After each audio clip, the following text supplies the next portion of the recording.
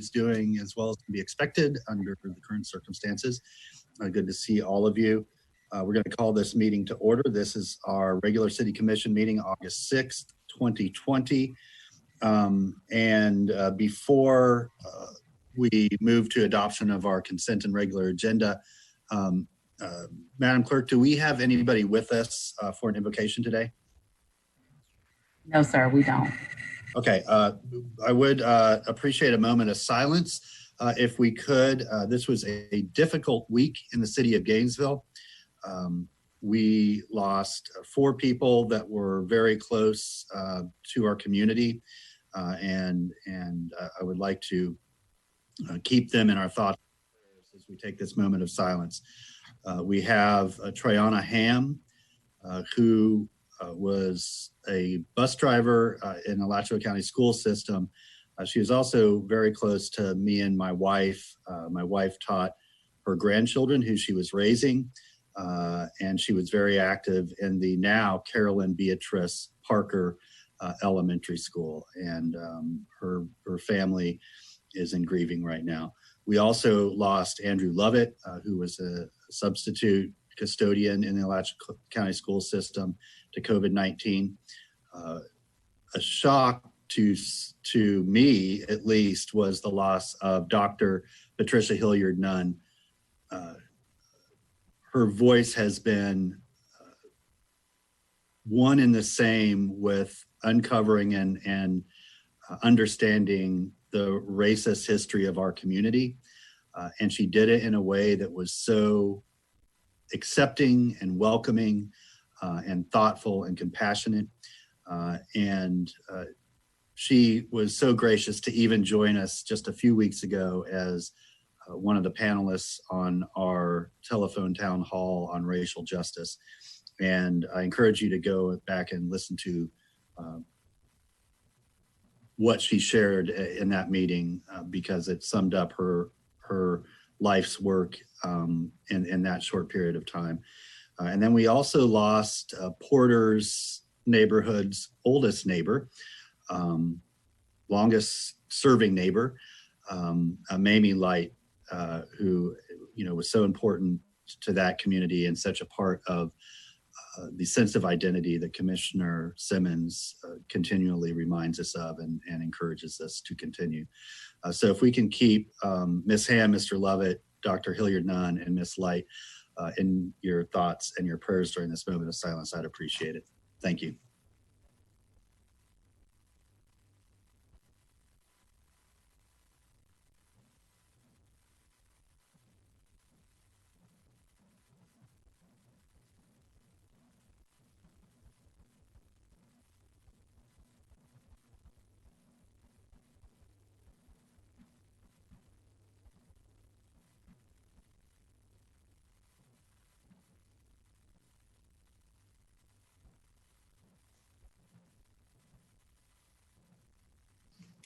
All right, thank you all very much. Okay, Madam Clerk, next order of business, please. The next item is the adoption of the consent agenda. Okay, I got a request from Commissioner Johnson that we pull item CA10 from consent. She said she didn't necessarily want to have a discussion on it, but she just wanted to vote separately on it, and she's not with us right now. And so I will ask that we pull that. Is there anything else anybody wanted to discuss, pull, or is there a motion?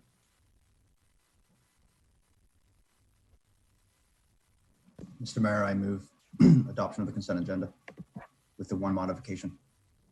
Okay, motion is seconded by Commissioner Ward that we adopt the consent agenda, removing CA10. We'll put that at the end of our agenda. For anybody interested in that item, I believe that is highly likely to be heard this evening at the end of our regular business. We have a pretty full afternoon agenda and don't think we'll get through all of the items. So as of now, it'll be on the end of our afternoon agenda. But if we don't get to it, it'll be at the end of our evening agenda, as is our custom. Okay, Larry, good to have you with us. And are there any members of the public that wish to speak to any items on the consent agenda or adoption of the consent agenda? Good afternoon, Mayor. Ryan O'Brien is standing by related to the adoption or approval of the consent agenda. Mr. O'Brien? Yes, sir. Hello, Larry. Go ahead. Yes, sir. Good day, Commission. I am speaking today on the consent agenda item number 11, more correctly defined as item number 200146, Comprehensive Annual Financial Report, Audited Financial Statements, and Auditors' Reports. Last year, the City Commission meeting June 20th, 2019, Mr. Poe added the 2018 CAFR item to the consent agenda on the day of the meeting, giving citizens no time to review the CAFR. Mr. Poe insisted that, quote, "This is time sensitive," and rushed the 2018 CAFR report through on consent. Reviewing the transcript of the video from the June 20th, 2019 City Commission meeting at 22 minutes into the video, one can find Mr. Poe blaming others for the problems in the report. Quote, "Findings were due to a lack of staffing.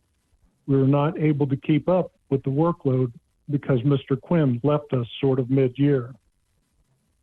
Mr. Poe goes on to say, "So that, quote, so that has all been reconciled, and we have been assured that staffing back up to full force and they have corrected those problems," end quote. Last week at the July 30th Audit and Finance Committee meeting, Mr. Poe fails to notify the citizens of the bombshell accounting report, SAS 114, also known as the, quote, "communication with those charged with governance," end quote. That report attached to today's agenda item as backup 200149C as in Charlie contains 14 pages of errors and omissions going back years and was presented by Ms. Barbara Boyd of Purvis, Gray and Company, LLC, our external auditor. Neither Mr. Poe nor David Ariola asked a single question about the tens of millions of hard-earned taxpayer dollars being kited around the city books. Today, Mr. Poe again places the CAFR report and SAS 114 on consent, hoping to sweep the truth under the rug again. Mr. Poe tells us at Audit and Finance last week, quote, "We are short on staff." Mr. Poe, folks are beginning to think you're not being truthful. Commissioners Simmons, Johnson, Sacco, Ward, and Hayes Santos, this is your chance to step up and stop the lies. Please remove item number 200146 from consent and present this important report to the people of Gainesville.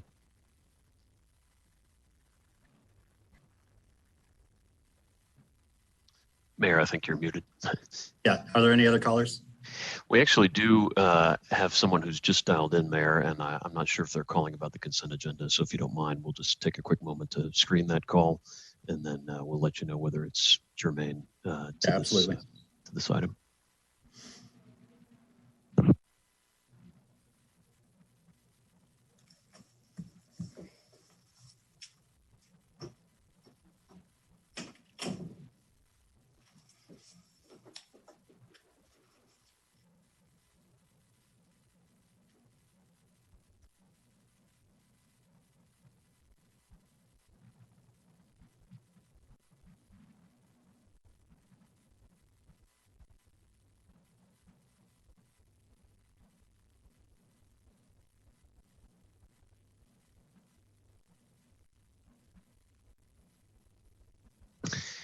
Okay, I believe, sir, we have Debbie Martinez, who is standing by to speak on a matter before the consent agenda.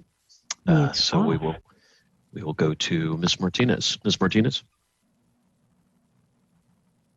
Yes, can you hear me? Yes, we can. Can you hear me all right? Yes. Hello? Can you hear me? Yes, we can hear you just fine. Hello? Okay, well, I can't, this is a little awkward, your system compared to the county's. Well, I just wanted to make sure, first of all, that the commissioners can hear me. Can they? Yes, ma'am. Hello? Yes, ma'am. Okay, well, I didn't hear you respond back that yes, the commissioners could hear me. My name's Debbie Martinez, and I agree with the previous caller, Mr. O'Brien, about removing this item.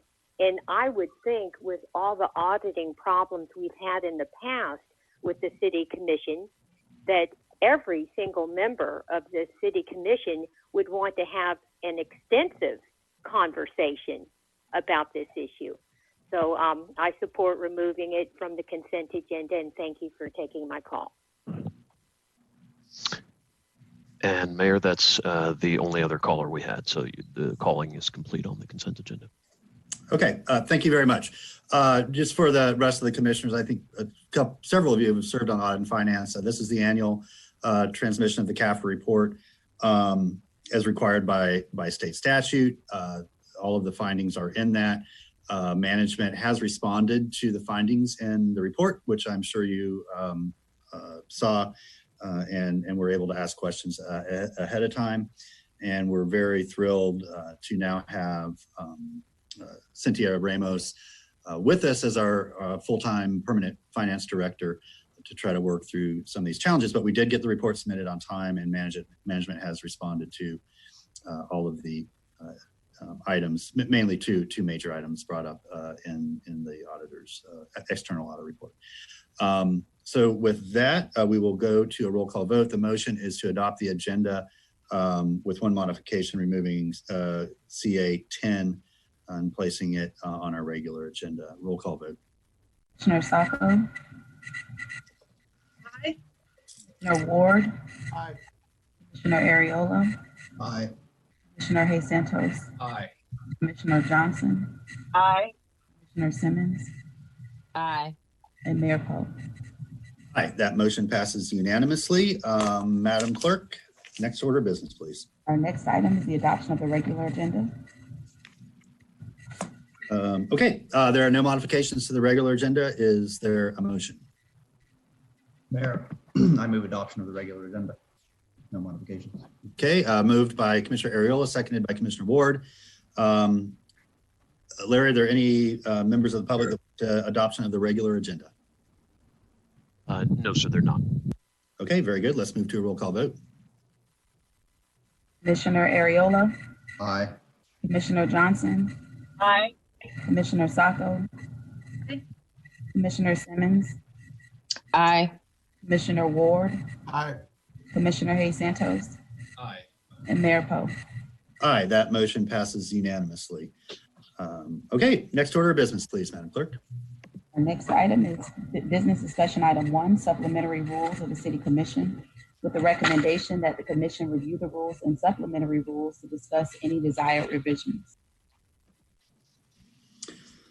Hey, thank you very much. There's a discussion at our last meeting about looking at, I think as several of you pointed out, when we first went to virtual meetings, we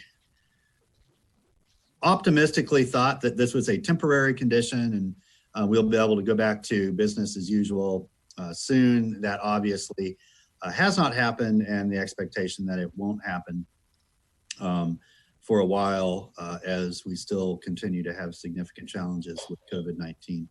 And so, I believe it was the desire of this commission to look at sort of the difference between our regular rules and our emergency rules, and see if we want to modify any of those to allow us to do more of our neighbors' work with fewer limitations while still sort of protecting the public interests of these meetings.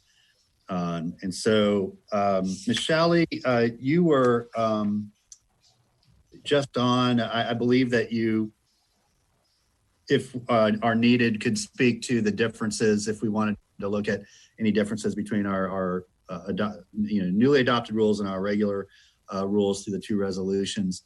But I guess let's turn to the commission first and see if there are any particular or specific changes that y'all want to recommend and we'll you know, take note of those and then see where we end up. Commissioner Hayes Santos. Thank you, Mr. Mayor. There are a few I would like for us to change direction to charter officers to commission comment. I'd also like us to bring back the ability for commissioners to place items on the agenda. I'd also like us to have a little more freedom in being able to make for modifications being able to be made to the agenda, so we can get kind of more timely backup. And then also that we are able to discuss not just essential business, but all business before the city. Thank you, Mr. Mayor. Can you go back to, I was writing down, so direction to the charters back to regular commission comment. What was the next? Next one was ability for commissioners to place items on the agenda and not have to go through a charter officer, through like the normal agenda process. Yep. And then the second one was to allow for modifications being made to the agenda and backup to be added, kind of how our normal one is done. And then Did you have a time, like minimum days before or up until the meeting start? I mean, what?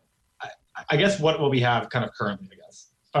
Not currently, but what we have for our meetings that we're in person, or if the I don't have anything in specific, but I think we need more freedom there. It's too rigid right now. And then the next one would be just, we would be able to discuss all business, not just essential business.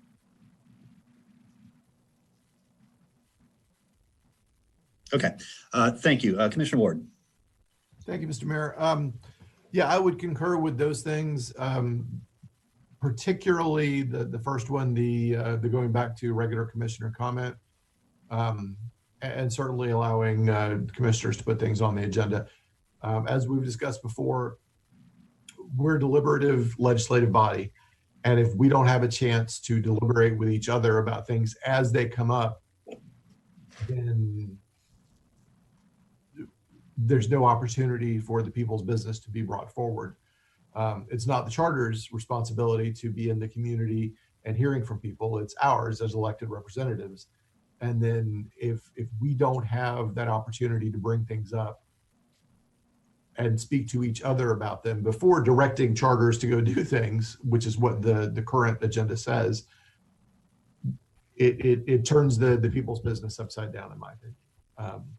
So really, all these things just move us back to our regular order of business, which is hard.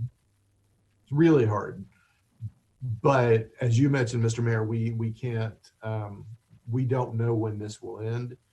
So being optimistic about it is not, you know, a plan of action. So I would prefer that we do exactly what Commissioner Santos has spoken about and get back to something resembling the regular order of business. Thank you. Okay, thank you. Seeing no further hands, I'm fine with all these changes. I would like to place a time frame on modifications or backup to be added. I mean, normally we ask for things a week ahead. You know, busy commissioners, busy neighbors need a little time to know, you know, what's going to be on an agenda and what they're considering. You know, so I would suggest 5 days, no later than 5 days before the meeting is to take place. That gives our staff time to get it uploaded into Legistar, people time to read it, to follow up with questions if they have it. So that seems reasonable to me.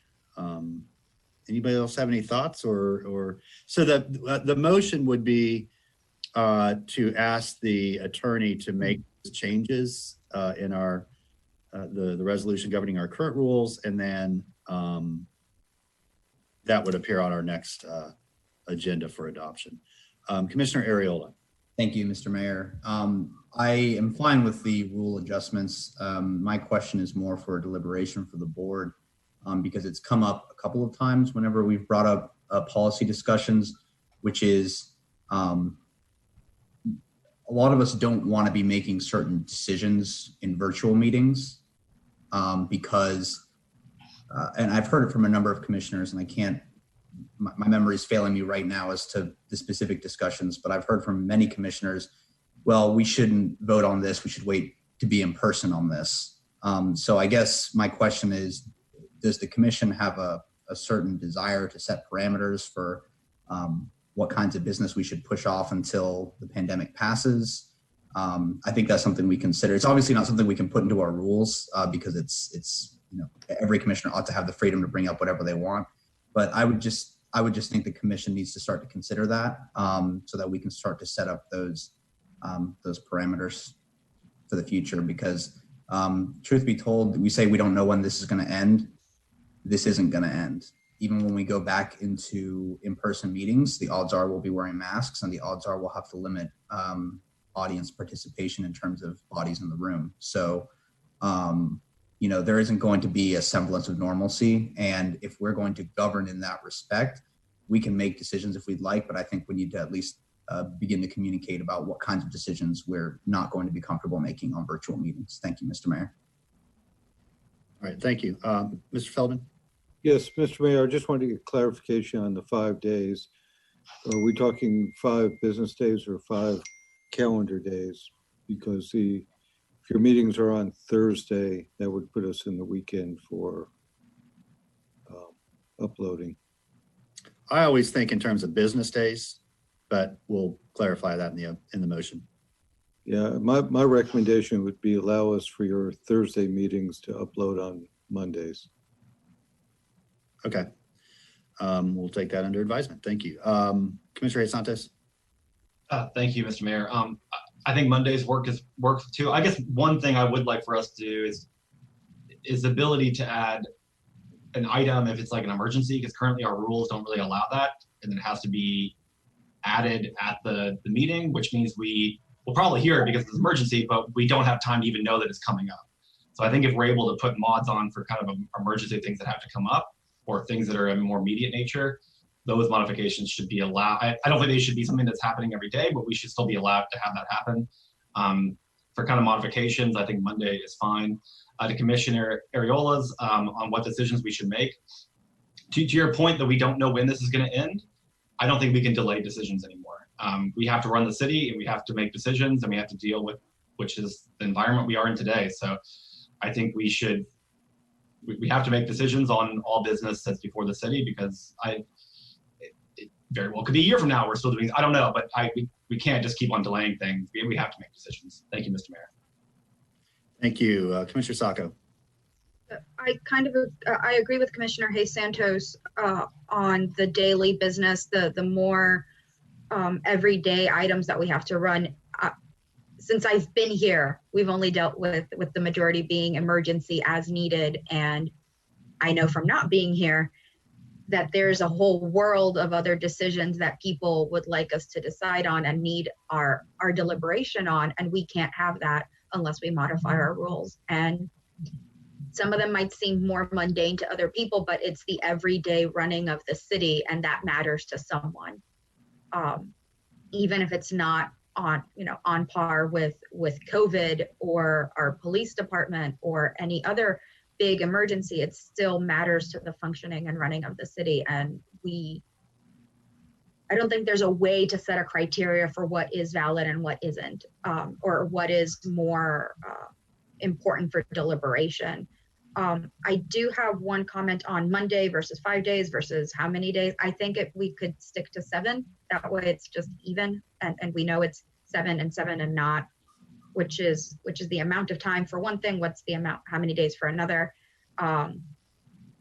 for just getting items on the agenda and getting the agenda out. I think making sure that just from me, from a point of what makes sense, that we should stick to the same number of days for placing items on the agenda and having materials ready.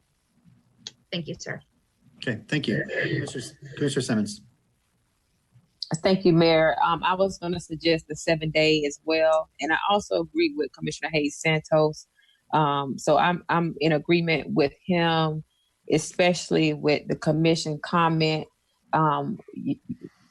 I missed that portion of it. I think we need to start having that dialogue. We need to start talking about what can we do as a commission to make sure that our constituents are being heard, and also we have to do the business of the community of the city, and we need to act as if though COVID is going to be here. So we need to start getting to a place where we can work through that and start running our city and looking at our everyday operations. Thank you, Mayor.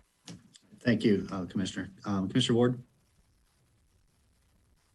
Thank you, Mr. Mayor. I would like to see shorter than 7 days for backup additions.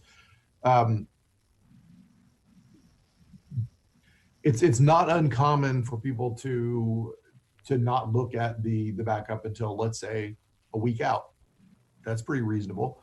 But then if you see something that needs to be added for people to think about,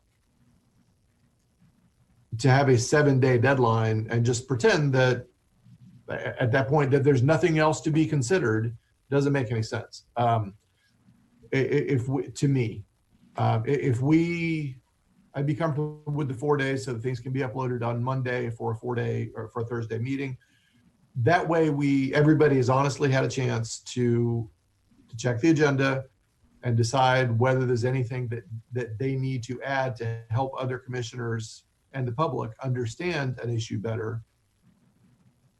I think that's helpful. I mean, we do agenda review a week out from the meeting, and I would really like for agenda review to not be the last opportunity to add something to back up, not to change the agenda, not to add items, but to be able to add information and light to an agenda item. I think is useful as close to the meeting as possible, and I'd be very comfortable with Monday for a Thursday meeting. So thank you.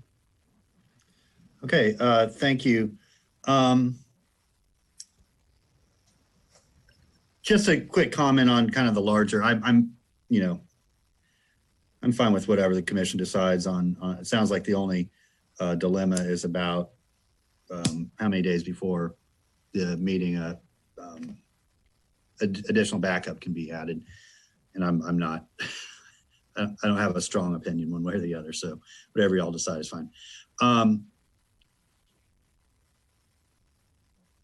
Anybody that predicts when this is going to be over is wrong. We can all agree on that, right?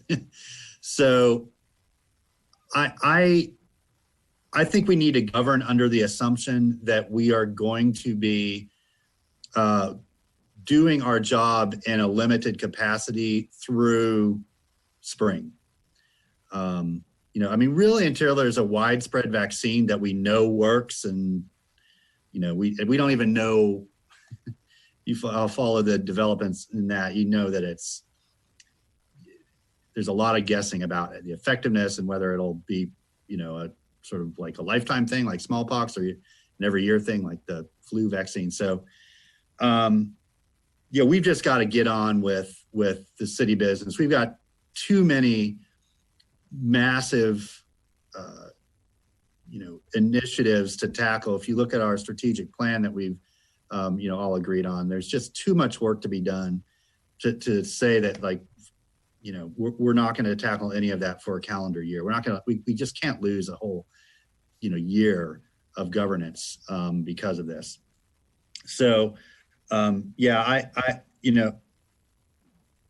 what the challenge for us and for our staff and for everyone in our community that's working hard to make Gainesville better is to adapt and adjust and learn how to have meaningful community engagement in new ways. And that to me is a huge opportunity. I think that it will help us whenever we come out of this be better. A couple of us were on the meeting that the NAACP hosted on housing. Was that yesterday? I think that was yesterday. And just to think for us to put all that off until we can have some sort of in-person meeting and in-person community engagement like we used to is just not going to be okay. Not with me and not with our community. So, depending on the issue and the impact, you know, we are going to have to be much more open to new forms of interaction and engagement. But I don't think that's a bad thing. I think it really can challenge us, and we can reach people and voices that perhaps have been, you know, neglected and forgotten as we've gone through some of these things, and I'm okay with that. And so, yeah, I mean, I'll support all the changes, you know, whether it's 4 business days or 7 business days, or 7 calendar days for backup, additional backup, I'm okay with.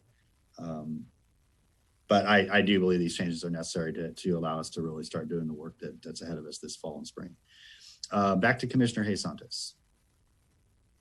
Thank you, Mr. Mayor. Just our current emergency rules say that it's 5 calendar days. So I think that's like a Saturday. So I'd like to put a motion on the floor if it's okay, Mr. Mayor. Sure. Okay. I'd like to move that we direct the city attorney to draft our commission rules and place it on the next city commission meeting with the following changes. 1, that direction to charter officers is changed to commission comment. 2, that we go back to our regular rules in terms of the ability for city commissioners to place items on the agenda. 3, that we're able to hear all business, not just essential business. 4, that we allow modifications and backups to be added, and it's published by Monday at 5 p.m. Okay. So this is just for city commission meeting, regular city commission meetings, not GPC or anything else? I guess, yeah, I guess we could do it from all of those GPC as well. Yeah, so I would say by the close of business 4 days before the meeting occurs instead of Monday. Yeah. In case they're not on a Thursday. Yeah, 4 days before the close of business. Okay. They have to be, it has to be published. Yeah. Okay, is there a second to that? I second that motion, Mr. Mayor. Okay, Commissioner Ariola seconds. Commissioner Simmons. I wanted to ask the clerk, is that ample enough time for them? 5 versus 7 days? Because I know we've been having some issues getting back up in. So I just want to make sure that our staff have ample enough time to get this information back up and everything in prior to the meeting. Okay, very good. Thanks for asking that. Yeah. Commissioner Simmons, Madam Clerk, and Ms. Shalley, if you want to weigh in here as well, and then I'll go back to Commissioner Ariola. Madam Clerk. Thank you, Mr. Mayor. Yes, that is ample enough time. However, just want to put it out there while we are all listening that staff will need to make sure that their items are completed and no modifications are needed once those items reach our office. And we'll provide further guidelines to all of the departments as to when our office needs to receive that information in order for us to get the agenda published in time. Thank you. A friendly reminder that most of all of that preparation and submittal is not by the clerk's office, but to the clerk's office. So the other charters and directors and managers hear you loud and clear. Ms. Gainey, thank you for that reminder. Commissioner Ariel, I'll come around to you because we've got charters that I just want to make sure we hear from them before we go to final deliberation. Ms. Shalley? Thank you, Mayor. So one question I just wanted to clarify. I think I heard from you all that when you say mods, what you're talking about is the agenda will be finalized at the agenda review meeting as to the items themselves, but it will just be the allowance to add backup or to allow emergency items or time-sensitive items.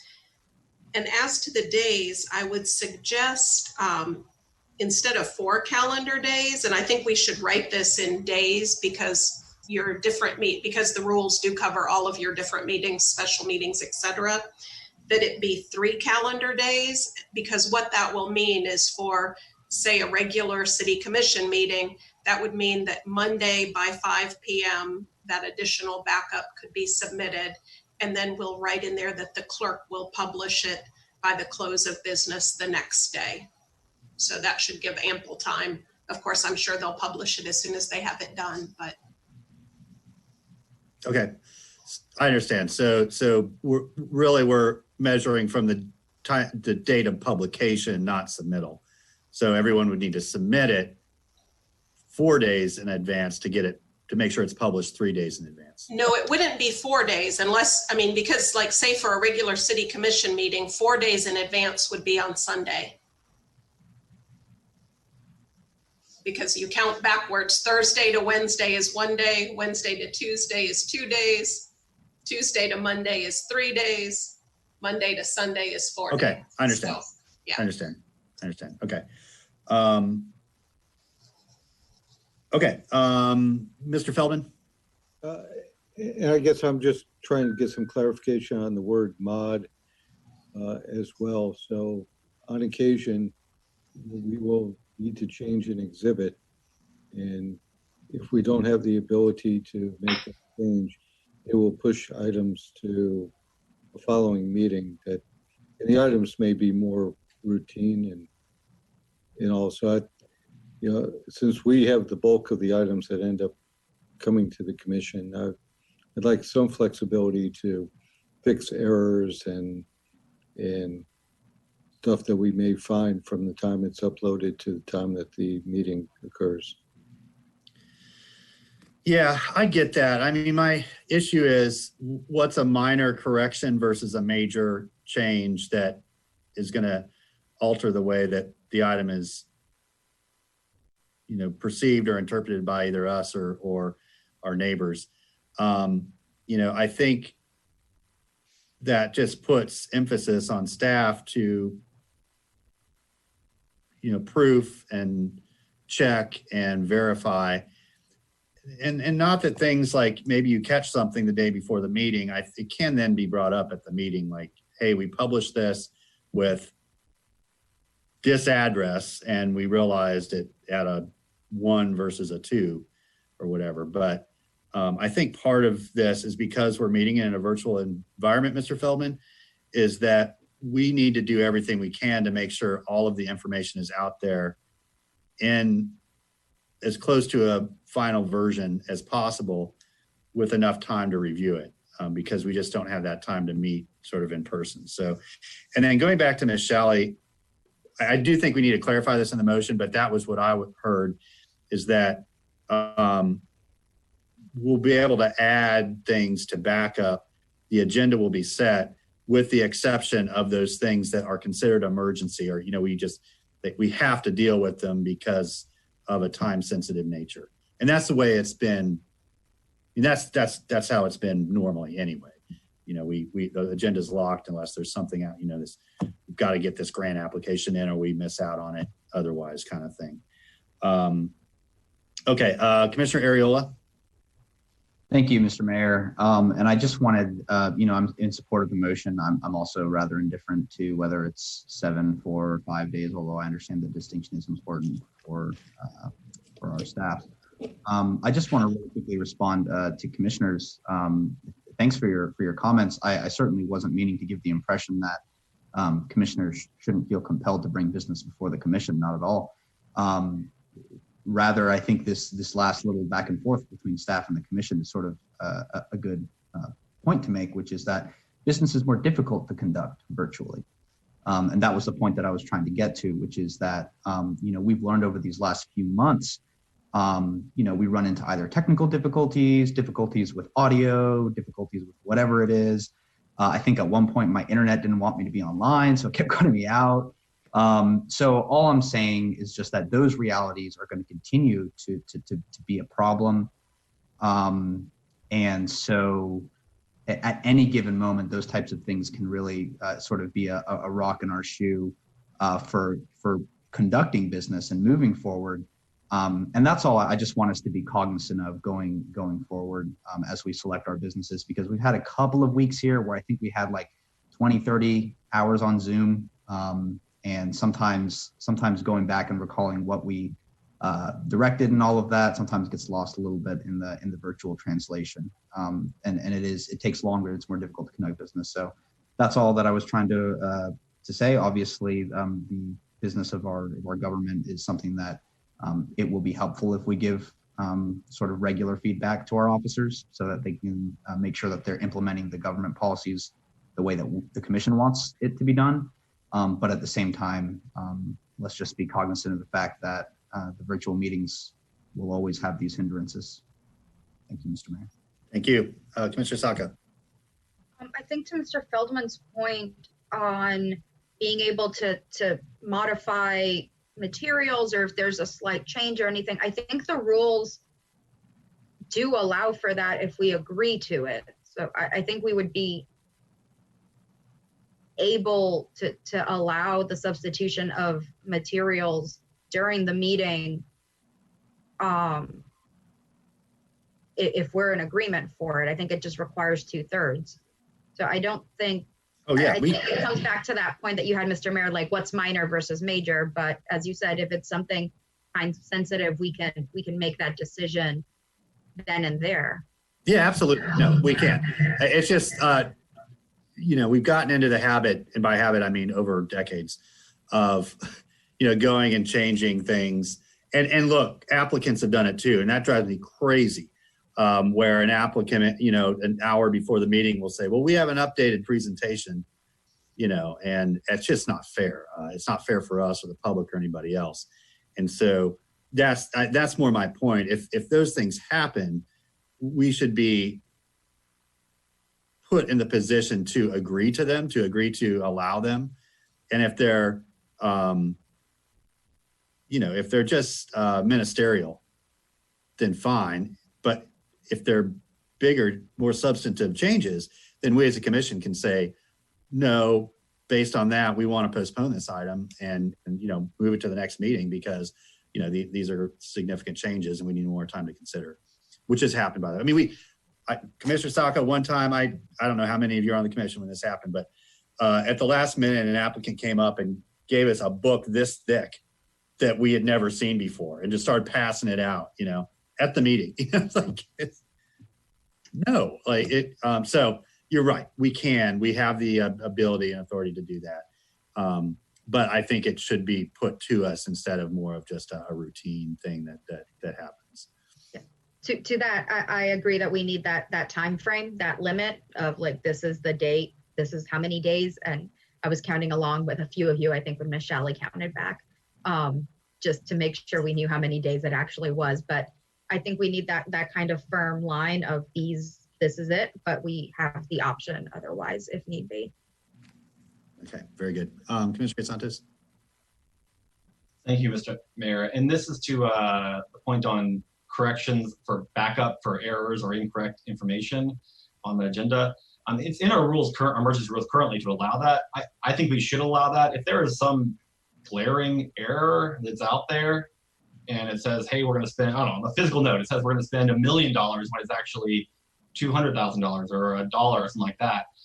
I think those things should be fixed as soon as they're kind of found, if possible. Those should be very rare things, but having that incorrect information out there could cause issues too. So I guess that's my kind of concern is if there is real incorrect information that it's kind of substantive to the discussion, that should be fixed. Our current emergency rules do allow that. I would like for us to keep that in there, but only to be used very sparingly when it's absolutely necessary. Thank you, Mr. Mayor. Okay. Thank you. Did you want to make the modification to Ms. Shalley's point about? Yes, Mr. Mayor. So I guess just to be clear, Ms. Shalley, to have it the final modified agenda published by 5 p.m. like for regular city commission meeting on a Monday, we need to say 3 days. Is that correct? Well, I think what I heard is that the mods could be submitted by Monday. So that would be mods submitted 3 calendar days in advance. And then the clerk would publish the following day, either by noon or by 5 p.m. That's generally what we've been doing. I would rather have them published on that Monday. Okay, then we can have the mods submitted by noon on Monday and the clerk published by 5 p.m. Yeah. If that works for the clerk, that's good. So, but we're not going to do Monday, Ms. Shalley. We're going to say right. Before the meeting.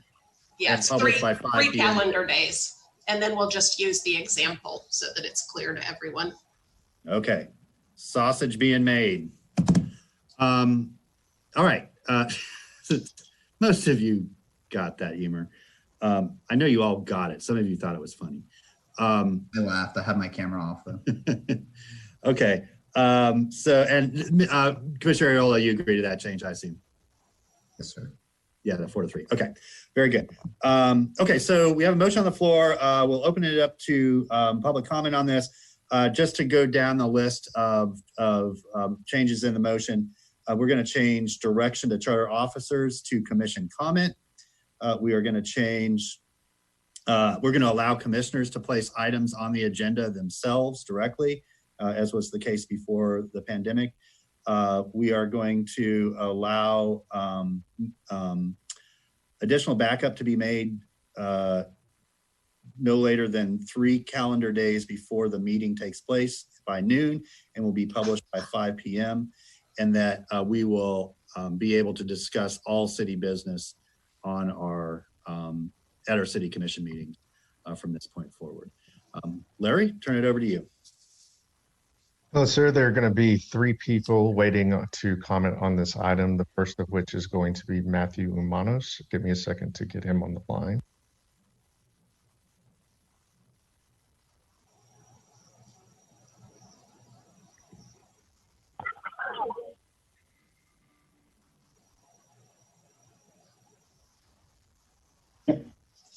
Thank you, commissioners. This is Matthew Umanos with the Gainesville-Alachua County Association of Realtors.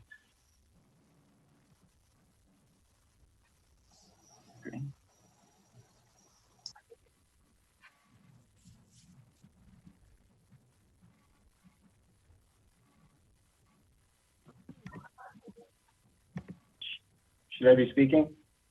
Yeah, we can hear you, Matt. Okay, thank you.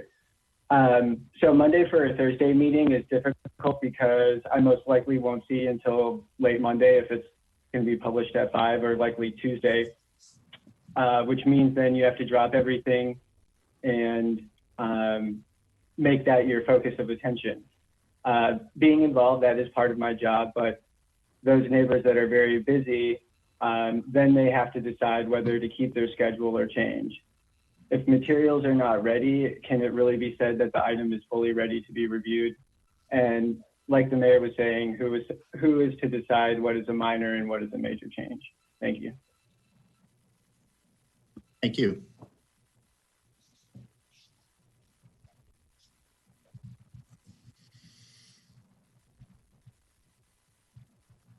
Yeah, Mr. Mayor, the next person on the docket is going to be Nathan Scott. Yes, so good afternoon, Mayor, Commissioners, Nathan Scott. So with respect to the proposed changes, I'm not in favor of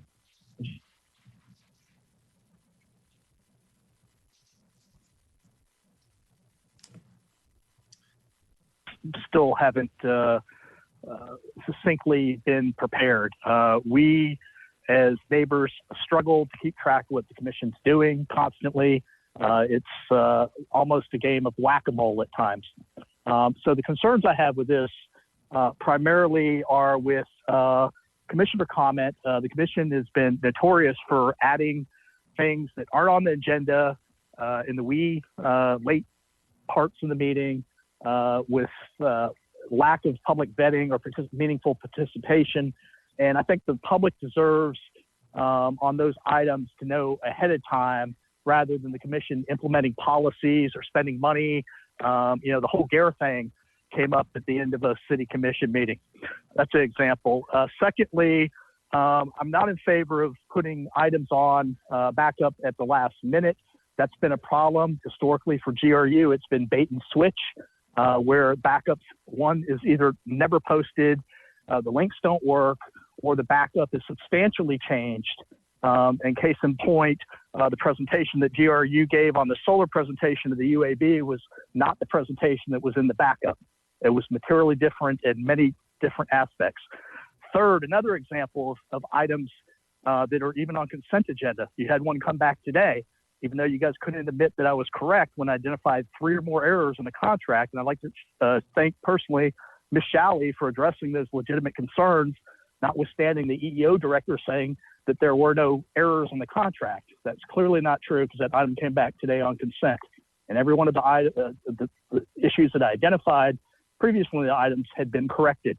So, this commission, I want you guys to be able to do your job, but government exists to serve the people, not the Gainesville City Commissioners.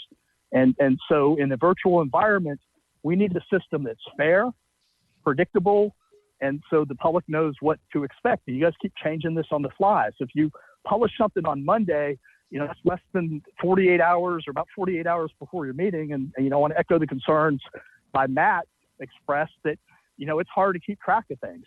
I think the agenda should be locked except for extraordinary items that are time sensitive. And if there's a Scribner's error, fine. But historically, backup has not been provided for items in its complete form. And the public deserves, particularly with expenditures of taxpayer money, to have the ability to review and prepare comments for the commission that you guys really never listen to. But nevertheless, there are many citizens that are well informed and engaged in local government. And so I think that these changes, 3 days, if you're going to change something, it should be made, on the Friday at the very least. So you've got like 4 days of actual time to look at something. But, these changes seem to be very self-serving. Mayor, that's been 3 minutes. Under the auspice of you guys have something important to do. Thank you. Thank you, Mr. Scott. Next caller, please. Okay, Mr. Mayor, Debbie Martinez is going to be our next caller. Debbie. Yes, thank you for taking my call. Debbie Martinez. I agree that, we will be dealing with the coronavirus, going into next year. And world-renowned epidemiologists and environmentalists have made it clear that until we address overpopulation and clear cutting of our forests, we will be facing another pandemic after this one.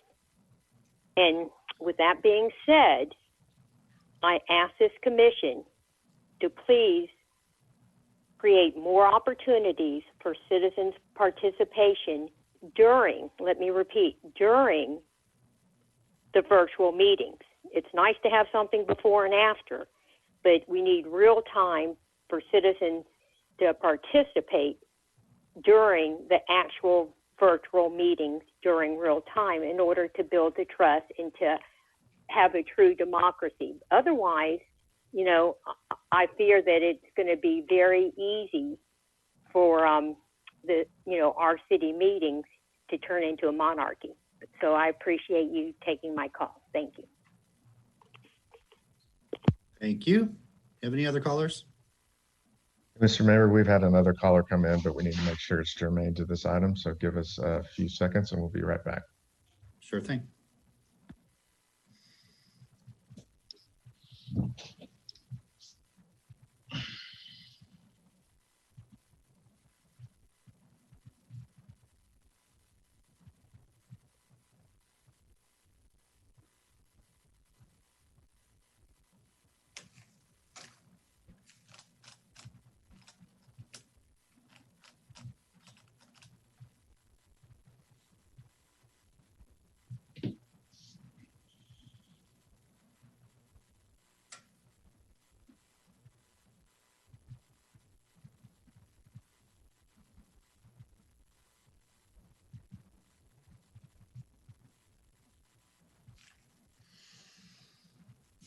Okay, Mr. Mayor, we have one more caller. Her name is Megan Rigal, and let me unmute our phone line.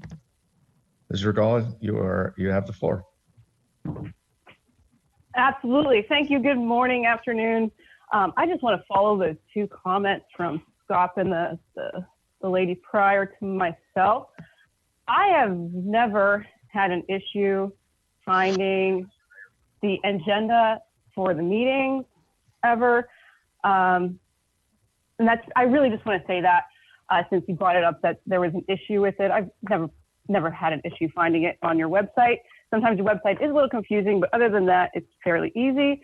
And then I have a comment about the previous comment about real-time, was it community participation in these meetings? Again, I've never had an issue just writing down my thoughts and hanging on to it at the appropriate time, like now, because I feel like if we had real-time interjections, then these meetings are going to be going on for hours and hours and hours. So I just wanted to just show support for that, and thank you all for being here, and have a great afternoon. Okay, thank you. Any more callers? That was the final caller on this item. Okay, thank you.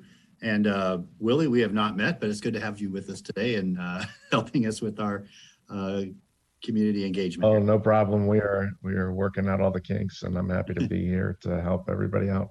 Right on. Well, thank you. Okay, thank you everyone that called in. So we do have a motion on the floor. Again, a reminder, the four parts to that motion, we will now allow for general commission comment. Instead of direction to charter officers, commissioners will be able to place items on the agenda themselves. Modifications to backup will be able to be included up to no later than 3 days before a meeting.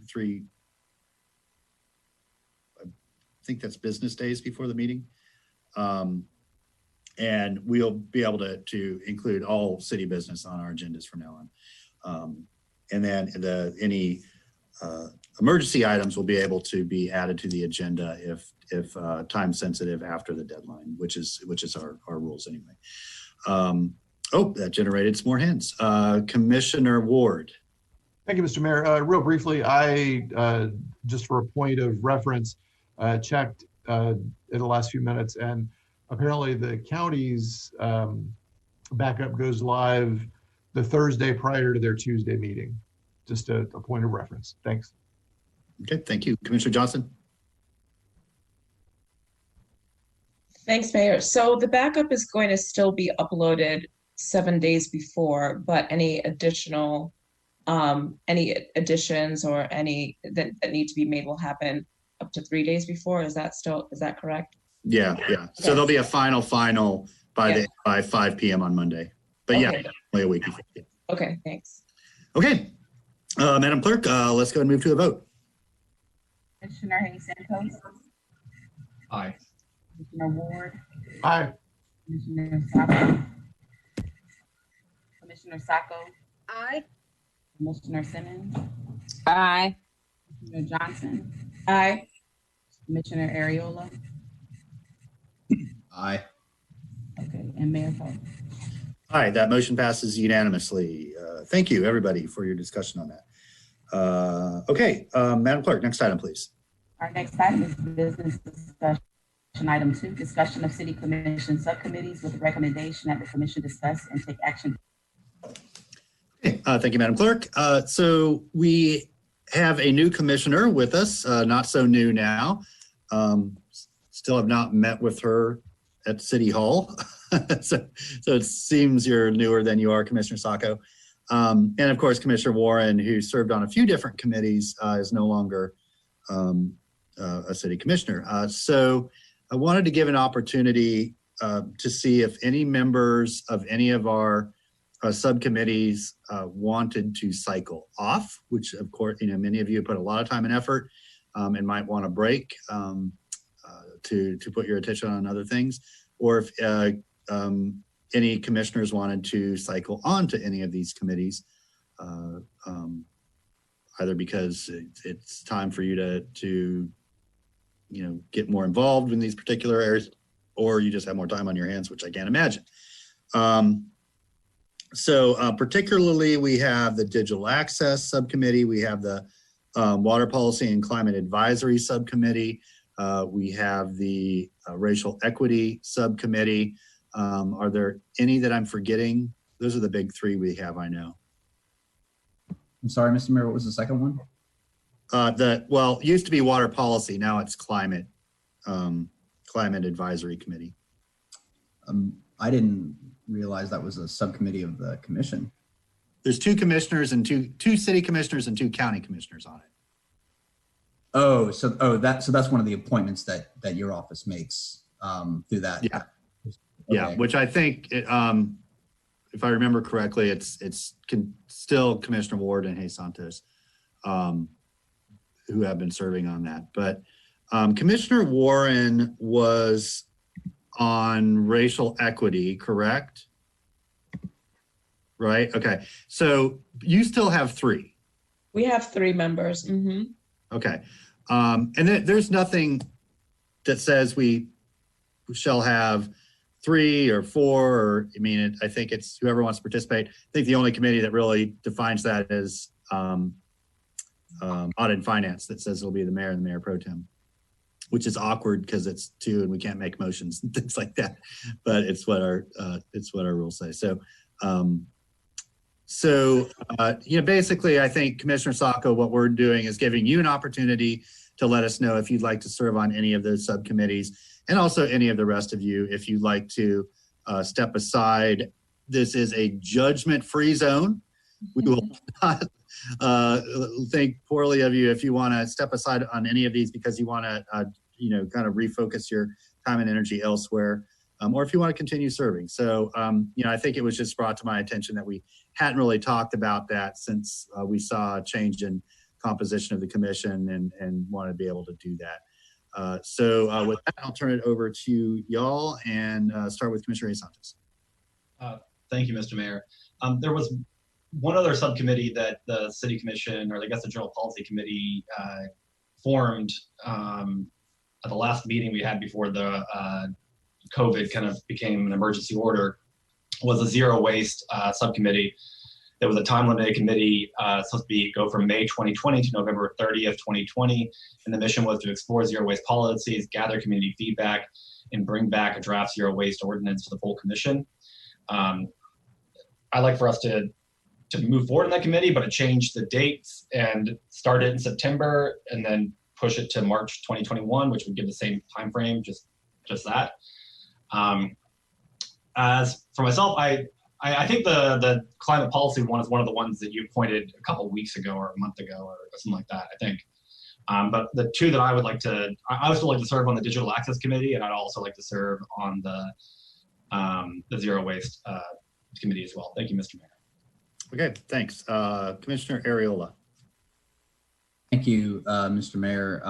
The commissioner is right. You did make those appointments rather recent, and it was, I think, still the Water Policy Committee when the first requests went out. So, I'm a little bit sort of embarrassed to say that that is a change that sort of went by me. I'd like to serve on the Climate Change Committee, and I know that Commissioners Ward and Hayes Santos have given good service to the Water Policy Committee, but I'd like to rotate into that if it be appropriate.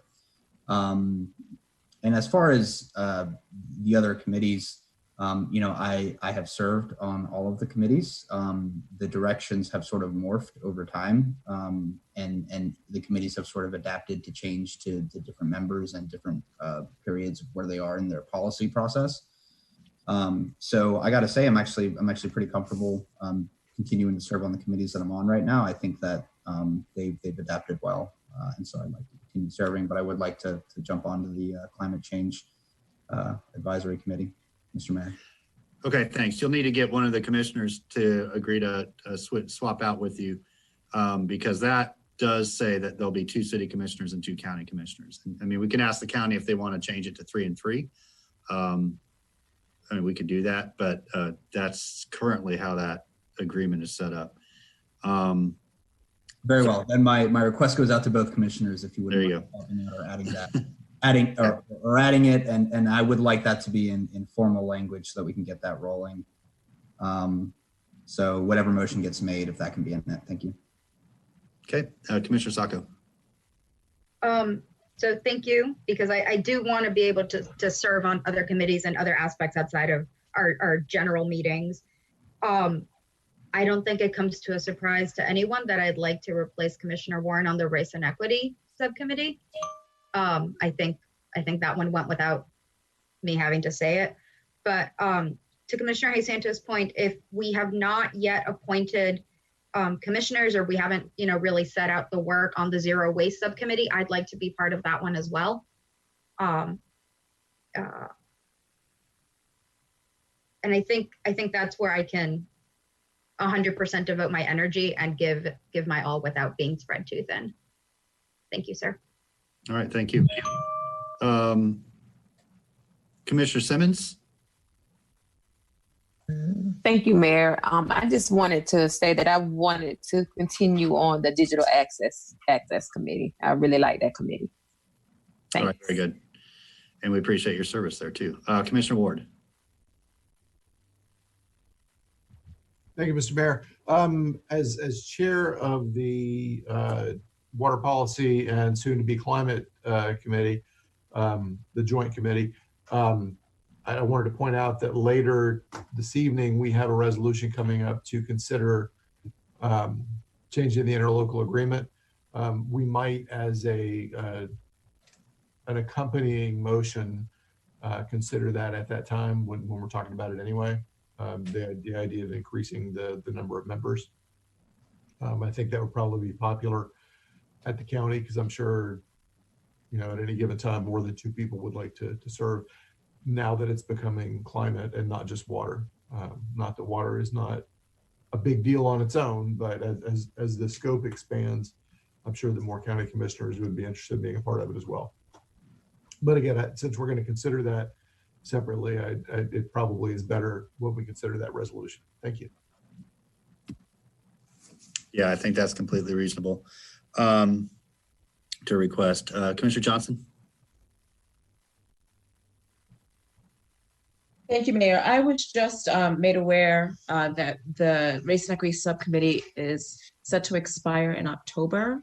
And since we're talking about the committees right now, it seems like it's the perfect opportunity to extend the committee. We didn't do quite a lot because of COVID. COVID happened. So I think that we should just make it a standing committee. I'd like to hear other thoughts about that, or at least extend it. So, yeah. It expires in October. Yeah, I definitely, we clearly need to extend it. So what the ask I was going to make of all the committees is, because that's why I put on here timelines and benchmarks. I would like to see some deliverables. And so, what I want each committee to do is come back to the commission and say, this is what we are trying to accomplish. This is when we believe we can bring it back to the commission, because all this has to come back to us for action, right? Or potentially for, to be put on a ballot, which takes even more time in preparation. So, that's what I would like to see back from each of these committees. Here's where we hope to be at the point we can terminate the committee's work. And here's when we're going to get these things back to the commission. And, so I think, I just, out of all those, it feels to me like Race and Equity is probably more prepared to do that than any of them, especially after our strategic planning retreat and all that. Digital access has broadened its scope, so I think there's a lot of need for that committee to discuss exactly what the deliverables are and when they'll get back to the commission. Zero waste starting from scratch, but again, I think that's pretty easy to figure out what we're trying to do and when we can do it by. I'm not saying, anyway, you get what I'm saying. Those are pretty clear and discrete to me. And then, climate advisory, that's going to have to be a discussion with the county commissioners at the next meeting. So I don't want to assume too much there. So here's, and look, it's purely philosophical. Part of sunsetting and creating deliverables and benchmarks is it sort of puts urgency to get some things back to the commission in a timely fashion. Whereas if it's just a permanent committee, things can be taken to death with moving forward in a really, Yep. so, you know, I like generally the ideas of sunsets. And then, you know, if you come back to the commission and say, we're not going to quite get there, but look what we're working on. We need an extension for 6 months or 3 months or whatever. Yep. It keeps things moving forward. And I think all of us feel the urgency, you know, to really get these things back to the commission and back to a vote. So, but I agree with you that we should definitely extend that particular committee for some period of time. I don't know till. We have our next meeting and we've decided that we're going to meet quarterly. So our next meeting isn't until September. Yeah, so let's just, how about I put on the first meeting in October, this item again. That'll give time for all of these committees to meet, including the joint. That sounds good. And y'all can give me your timelines and sort of expectation. Perfect. For deliverables, and then we'll extend or whatever we need to do at that meeting. Does that sound reasonable? Perfect. Yep, that's perfect. Thank you. Okay. Yeah, because I want each committee to just kind of discuss amongst themselves what they need to do. I don't want it's not the time to do that. Commissioner Ariola, I thought that was an old hand. Is that an old hand? Yes, but I'm ready to make a motion, Mr. Mayor. Okay, go ahead. I'd like to move that we add Commissioner Sacco to the Race and Equity Subcommittee, that we authorize the extension of the Race and Equity Subcommittee for another period of 6 months. We're not going to do extensions. All the committees are going to discuss their timeline and benchmarks, and then we're going to talk about extensions at the October meeting once everybody has a chance to talk about it. So we're just doing appointments right now. Okay, then the first part of the motion still stands. And secondly, I'd like for the commission to recommend to the Joint Water Policy Committee that more members of the City Commission and the County Commission be allowed to join, and that in their vote on the resolution later today that they affirm that as well. Okay, and did we also want to add Commissioner Sacco to the Zero Waste Committee? The Zero Waste Committee has to be formed, period. So we have to get enough members, unless we already appointed members. Am I mistaken that, Commissioner Santos? Well, we heard two, Commissioner Sacco, Commissioner Santos. Anybody want to be a third? Okay, Commissioner Ward wants to be a third. Yeah, so I thought we had, I guess I'm getting lost on certain things. When we originally voted to create that committee, I thought we had a number of commissioners who'd expressed their interest in joining. I was one of them. Okay, you can be on it too. You can be four. So Sacco, Ward, Santos, and Ariola. And then you guys can come back with the timeline and benchmarks at that October meeting as well. You'll just need to schedule a meeting. Yep. So the three-part motion, adding Commissioner Sacco to Race and Equity Subcommittee, growing the number, officially recommending growing the number of members on the Climate Change Advisory Committee, and then adding those 4 members to the Zero Waste Subcommittee.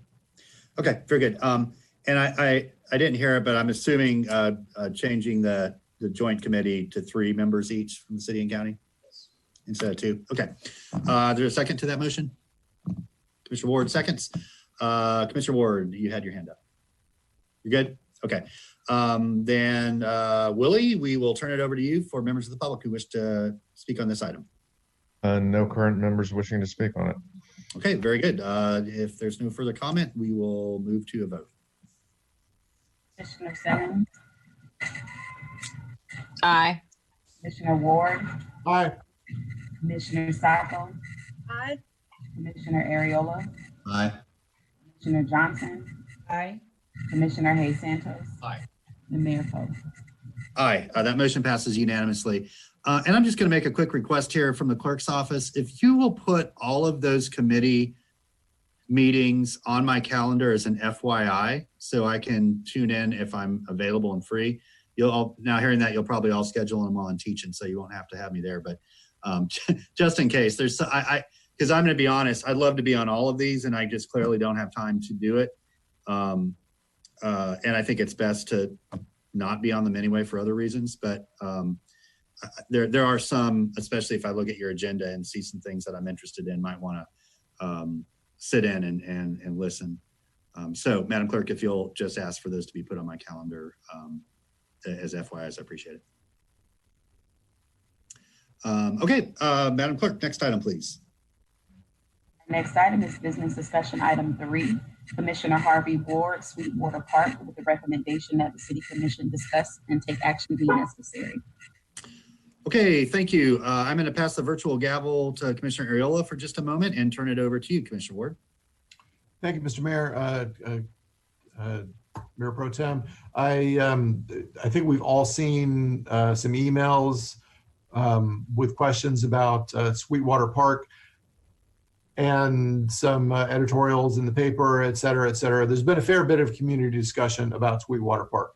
Now, by Sweetwater Park, what I mean is the green space between the main branch of the Alachua County Public Library and the Matheson Museum on University Avenue, the green space fronting on University Avenue there, going back as far as 4th Avenue. It dwindles as it goes. And honestly, I'm not sure which parts of that are private property and which parts are the city's responsibility. I know some of it that is generally considered part of the park is the responsibility of the Matheson, I believe. Regardless, I would like to say that we appreciate the work that the community has done recently. A couple of different community groups have banded together, including, I think, the Rotary Club of, I think it was the Big Rotary Club, and maybe the Downtown Rotary Club also. They had a bunch of people together to clean out the creek, to clean out Sweetwater Branch and make it a little more usable for the community. I feel like it's our responsibility as the city of Gainesville to take part in taking care of our parks. And I will say that the thing that probably makes it more difficult for us to take care of is that there are people who live in the park. And that's not healthy for those folks who live there. It's not healthy for the rest of the community. It keeps, and it's not new. It's not like people just moved in there.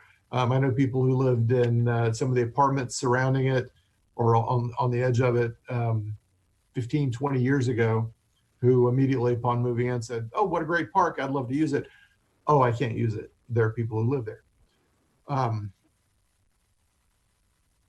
I'm not interested in having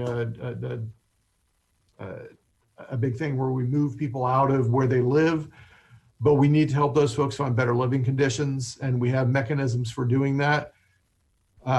And also we have a park there that ought to be a jewel of downtown. There are many cities that would kill to have a green space like that with a tot lot already part of it in the center of their city, blocks, really just 100 yards from City Hall. It's a great park, but we have not made great use of it, and I think we should make that more of a priority. I would love to hear what my colleagues think, and I have a motion to make after that discussion. Thank you, Commissioner Ward. I see 3 commissioner hands up. I'm going to go in the order that I saw them go up. I'm sorry if it is out of order. The gavel was passed to me very quickly. So we'll go first with Commissioner Simmons. Thank you, Commissioner Ariola. I agree with you, Commissioner Ward. I reached out to Shanae Livingston with the library and just had a conversation with her and seeing how we can all work together, the city, the library, and also reaching out to the Matheson. I think that part is very unique to the community. I think we need to really make that an awareness. I know that for a long time that park has been overlooked, and you're absolutely right. We currently have the playground equipment, and it's a nice shady park. So I would love to see that maybe we can partner with the Matheson and the library and looking at how we can maybe look at a long-term plan for that park. Maybe we can look at putting some internet access, extending the library's internet to that park, to that location, how we can connect that to Depot Park, how we can connect it to the rail and trail I think it's a perfect opportunity for all three of us, the city, the Matheson, and the government and the library, to work collaboratively. So I was thinking that maybe we can send a letter, Commissioner Harvey, Commissioner Ward, if you wanted to make some type of motion that we extend our concerns to both the library and also the Matheson, and see how we can collaboratively work something together with that park and maybe come up with a long-term solution. But I think it's a great access point. I mean, we can actually connect the rail trails, that northeastern quadrant, and make it a visible and highly functional park. I think we can really maximize that space into really a good place. So I'm in agreement with whatever you want to put on the floor as a motion. I fully support it, but I think it needs to be a collaboration. Thank you, Commissioner. Thank you. Thank you, Commissioner Simmons. Commissioner Sacco. Thank you, sir. So I agree. I was actually at Sweetwater Park yesterday as part of a unofficial tour of a quadrant of our parks. And I know it had just been recently cleaned up, but there was already garbage. The park, I agree with Commissioner Ward. It could be this beautiful jewel right next to downtown that I never really noticed if I had just walked the extra block. But it needs work. I understand that it's meant to be, a miniature garden that kind of shows us the natural flora of Florida. And like there were signs missing, it's difficult to get to the spaces. I couldn't find a water fountain. The shade was hit or miss. It could be a wonderful park for that community that lives right there, or anybody seeking, some fresh air while being in our downtown area. It could be so much, but it feels like it's kind of fallen through the cracks is the feeling I got walking through it. But I do agree with Commissioner Simmons that, it could be something that connects to Depot. It could be something that connects much better with the library and has that whole region kind of lifted up to be green, to be open, to be accessible. My concern is the concern that Commissioner Ward brought up about the individuals who are living in the park. All of them were very pleasant to me when I was visiting. Nobody bothered. Some said hello. We chatted for a bit, but they live there. And any work that we do, any improvements we do on the park will impact them. So my biggest concern would be making sure that we do appropriate and sufficient and just conscientious outreach with resources for those individuals before we go in with bulldozers or good intentions to fix up the park and make it accessible to the rest of our neighbors. We need to think about the neighbors who don't have as many choices and are living there for whatever reason. This is going to seem small, but the tot lot did not seem like the best use of a playground. I understand tot lots are meant to be smaller, but the person I was with said, okay, so 2 kids can play on that tot lot if we're lucky. I don't think I think as we revitalize, we need to think about how we have more people, especially people with children who want them to be outside and enjoy maybe a slightly socially distanced outdoors activity. And when we build up that space, what are we going to use it for that we might have more people than usual, more people than in years prior who will want to use those spaces and how they'll want to utilize them. But I think this was a great thing to bring forward, and thank you. All right, thank you, Commissioner Hayes Santos. Thank you, Mr. Mayor. I agree with the comments made earlier. I think Commissioner Simmons brought up visible, and I think that's a good term to use because I think one of the bigger issues, and I think it's not used that much because of the safety, but I don't think it's as much of the people who are living there as much. I think it's more that there are a lot of blind corners. There's a lot of heavy vegetation right next to the trail. And I think that is more what it is of the safety factor of just people could hide.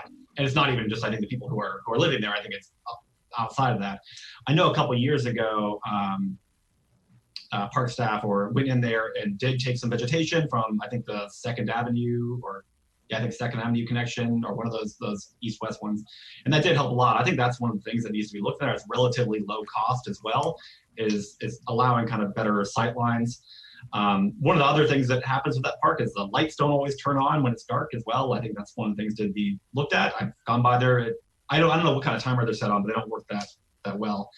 But I think the connection part is the main thing of connecting it through Power District down to Depot Park, and then also north through Duck Pond. And then you could also go all the way along Duck Pond, and that could then connect up to through Grove Street over to the 6th Street Trail too. So having all these interconnected trails allowing you to travel the city.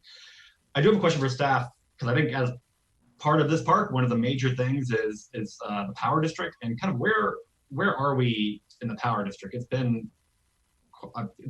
been a while. I know it's before COVID, but do we have any updates on the Power District, Mr. Manager? We do. As I think I mentioned to the commission before, we were in the process of retaining a real estate. Oh, that's right. Yes. Broker, and I believe that will be on your next meeting. Okay. For that, so we're moving ahead. I think that's one of the main things is connecting this park to Depot Park really does open it up. Thank you, Mr. Mayor. Thank you, Commissioner Johnson. Thanks, Mayor. I would, I don't want to repeat some of what my colleagues have said, so I'll just say that I want to put an exclamation point on a lot of what Commissioner Sacco said about the people that are currently living there.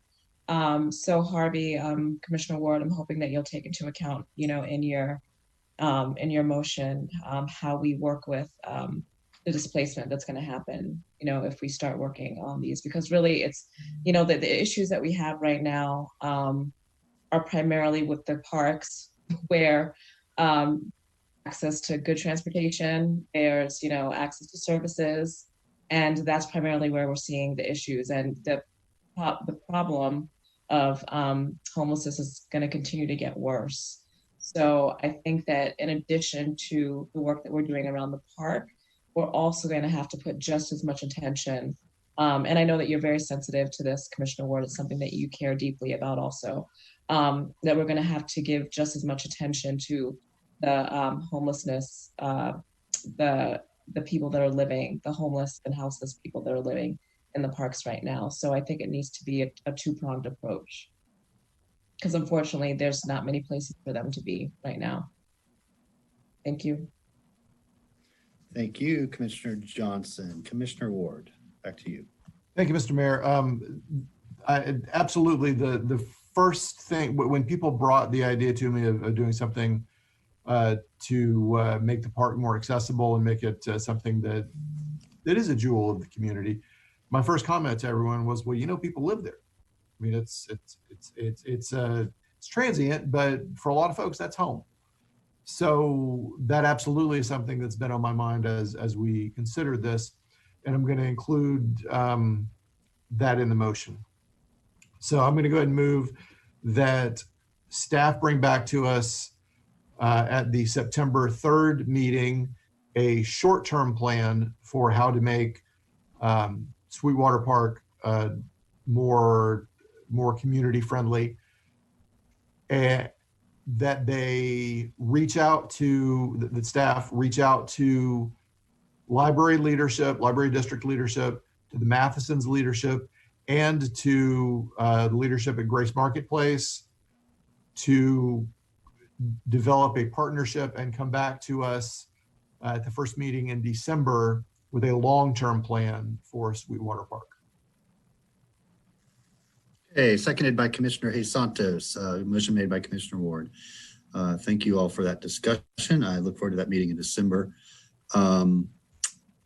With that, Willie, we'll turn it over to members of the public who wish to speak on this issue. Yes, sir. We got 4 people lined up. First person is going to be Greg Young. Greg, go ahead. Hello. Yes, this is Greg Young, and I am currently the president of the Matheson History Museum, and we are very interested in this. We actually have met with a kind of a core group of people recently to vision the park and talk about the current needs and the possibilities of this becoming more of a gem for the city, and something that the local stakeholders, such as the bed and breakfast district, local businesses, local community centers, could utilize for arts in the park, Shakespeare in the park, public events, nature tours, and have it become, as I'll echo some of the comments I heard earlier, it becoming a connector in the community, having walking paths, biking paths that follow a linear park, like the park in New York City, the Highliner Park, that's similar in that it becomes a linear park to connect communities of different socioeconomic backgrounds, a place for people to gather. And so I just wanted you to know that Matheson is fully engaged and we will be a good partner in this project. All right, thank you. Thanks for sharing. Thank you. Mr. Mayor, next up we have Kali Blount. Welcome. Hello. I am sitting on Southeast 6th Street, just north of 4th Avenue. And you know, I often use that sidewalk going down from University Avenue all the way to 4th Avenue along the creek. There is one block only along that walk where the grass strip to your left or to the east is along the fence line of backyards of homes. That's the block I'm on. And Commissioner Johnson used to be a neighbor over here. And I've been here 30 plus years, and we've always called it the Southeast Historic Residential District long before anybody came up with the Power District. But in the home I'm trying to repair, if the code magistrate lets me keep it, is just another 200 feet away. So I've always been concerned with this area. And a few of you have alluded to having a network and connecting to Depot Park. Well, without saying it, what you're saying is daylight the creek, because that's the connection. And many of the people who live around here would love to continue the model of grass and homes east of that creek and other development, business development, downtown activity west of the creek, which is not what's been drawn on the proposed Power District plan. But it's the kind of idea that was promised to residents of this neighborhood about 20 years ago to restore the GRU resident employee parking back to green space, but that's being planned for tall buildings. But a promise to keep the community garden, even though it would be overshadowed by big buildings. So I hope to see more kind of connection with the people in the area about this. And as you said, I think it's very valuable to think about how can you constructively really house people that are living along the creek, not just rouse them out. Thank you. Thank you. Next caller, please. Mr. Mayor, the next caller is going to be Nathan Scott.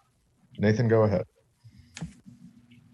Yes, good afternoon, Mayor, Commissioners. Nathan Scott. I just want to say that I'm in support of the proposal to clean this park up. It's interesting, however, that the City Commission is parroting Ron Cunningham's editorial in the Gainesville Sun almost to every point that Mr. Cunningham made. So the question I have for the City Commission, particularly you, Mayor Poe, that's been on the City Commission for over a decade, and the other commissioners, is why, as a city, as city commissioners, did you allow this park to fall in such a state of disrepair? Secondly, and I think that reflects on your leadership, your time is not spent on maintaining the city premises, it's spent on global issues that have nothing to do with Gainesville.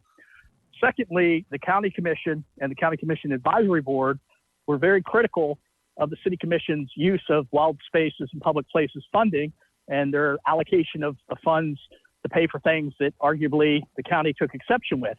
Why wasn't that money used, or why wasn't that money being used to do this? So again, this park is in a state of neglect. I want to echo the concerns of Mr. Blount, but you know that falls on the commissions. I mean, you guys need to own that, because again, it's another instance of something germane to core city function that has been ignored and allowed to fall in a state of neglect for years now, while you guys continue to go out there and evangelize about this, that, and the other thing.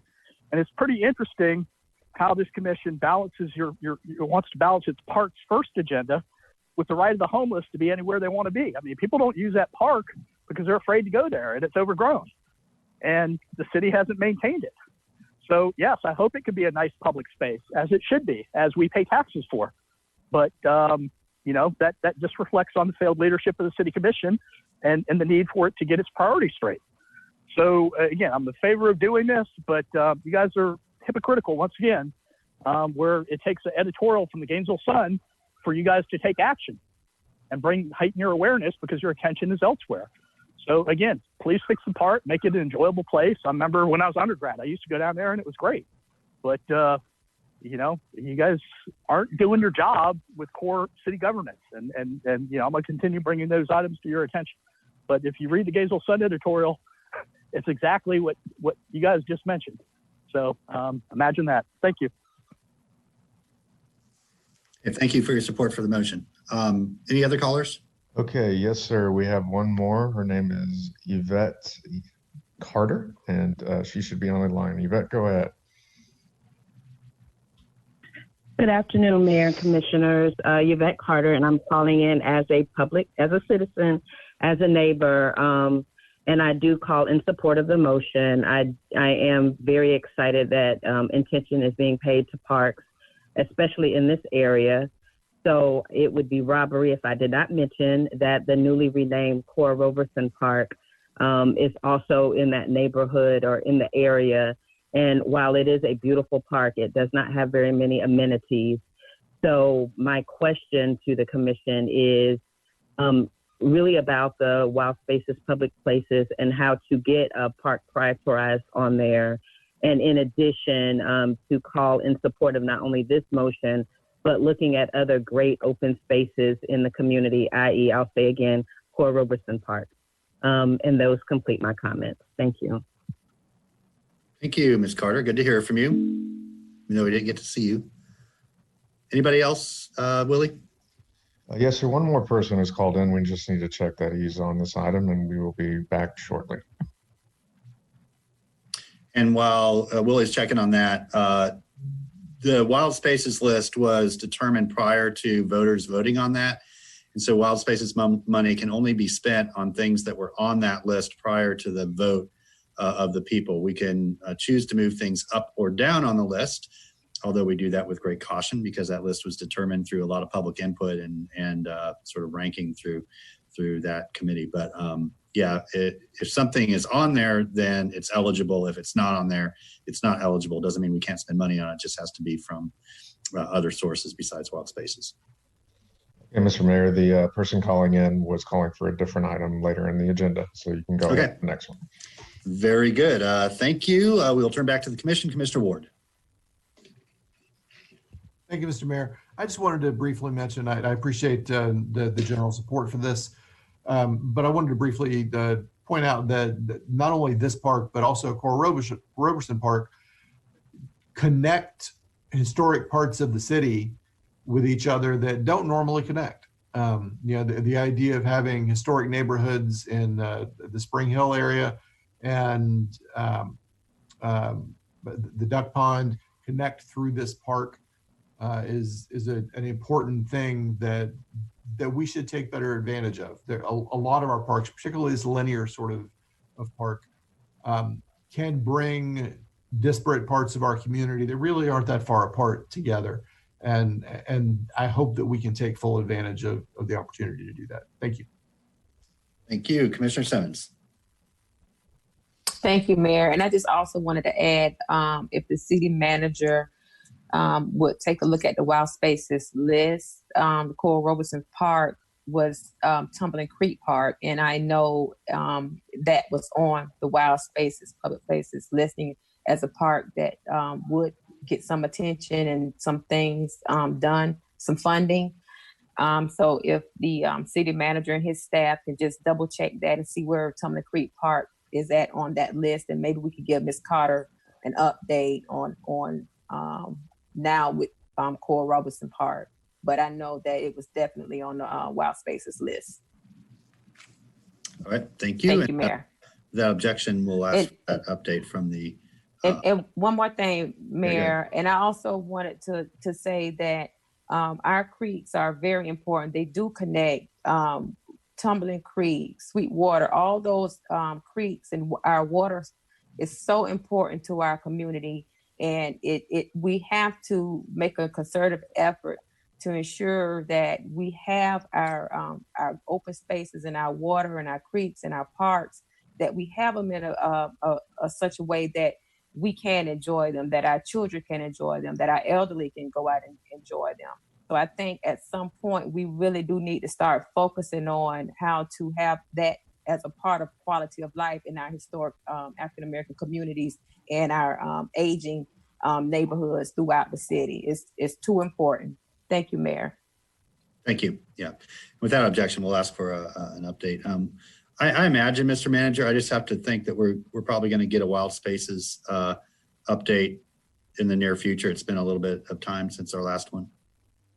We will we'll give you an update. We've got a long list of updates you would like. Yeah. Yeah. And normally we would get those at general policy, but we just started those back up again. So we'll have to get that scheduled in our first quarter, I believe.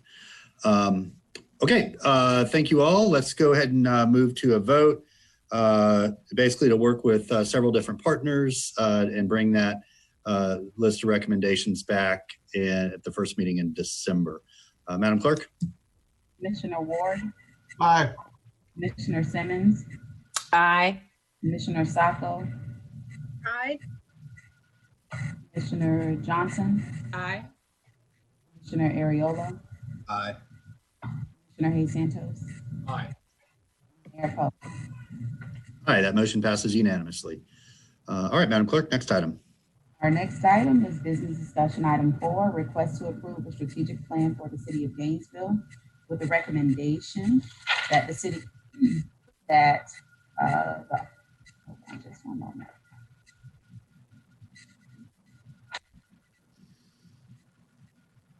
Sorry about that, with the recommendation that the city commission approve the strategic. Okay, thank you, Madam Clerk. Mr. Feldman, did you want to say anything about this before we move to the commission? Just you have two documents that are attached. One is the strategic plan itself, and the other is the action plan that emanates from the strategic plan, which talks about what our plan is for the next year to from 12 to 24 months. So it gives you a list of deliverables that are tied back to your priorities. Yeah, thank you. And you know, for anybody watching this plan, well, took a couple months. There was a lot of work that went into gathering information, interviewing commissioners, staff, folks from you know, our neighborhoods, and then we spent, I think it was 40 hours together. Was that I don't know. Maybe it just seemed like 40 hours. We spent a long couple days together, going through over 100 priorities that had been identified, whether they were existing priorities, new things that the elected officials brought up, things that staff brought up as things that needed our attention, or things that emanated from our neighbors. And we narrowed all of that down. I'm just going to read them to everybody. All of that, hundreds of discrete items, got narrowed down to top priorities, and then, which there are 5, and then high priorities, and there's a few more of those. And so what this essentially means is that we're going to put most of our time and energy into addressing the top priorities. And then as we are able to advance and move those along, we will then turn to our high priorities. So the top priorities include the city racial equity policy and plan. We had a good discussion about that just last week. Our affordable housing strategy, we're going to have a good discussion about that next week. Community policing and use of force report and zone implementation, downtown master plan and development standards and guidelines, and the comprehensive city public health policy and strategy and action plan. So those are our top priorities, basically public health, the downtown master plan, community policing, affordable housing, and racial equity. Then in the high priority areas, so basically coming right after that, food desert elimination, exclusionary zoning policy, a report and direction, Vision Zero action strategy, homelessness, community engagement program enhancements, basically learning how to do community engagement better, and especially during the pandemic. Gainesville East incentivized development plan, city environmental goal of 100% renewable energy, and community broadband. So those are all really big policy areas, but that's how the commission sort of listed them. And I will say, with very few exceptions, there was a lot of agreement on the ranking of those. Each one of us might move something else a little higher, a little lower, but there was really an overwhelming sort of inertia that came from this, and where these ended up, and how they got prioritized. If something that's important to you as a neighbor is not on that list, we understand there are many things that are incredibly important, but we have limited resources, limited capacity, and we have to focus if we're able to make some headway in any of these areas. And so this is where we landed. So I'm excited. It was actually, considering it was being done virtually in a middle of a pandemic, I was really pleased with the outcome and sort of level of conversation and detail that we had. And really, as I said in that meeting, now it's just a matter of getting to the fun part, which is the work. We've established the priorities. Now we just need to work hard on it. I'm going to say one other thing at this point. I've had some discussions with the charters.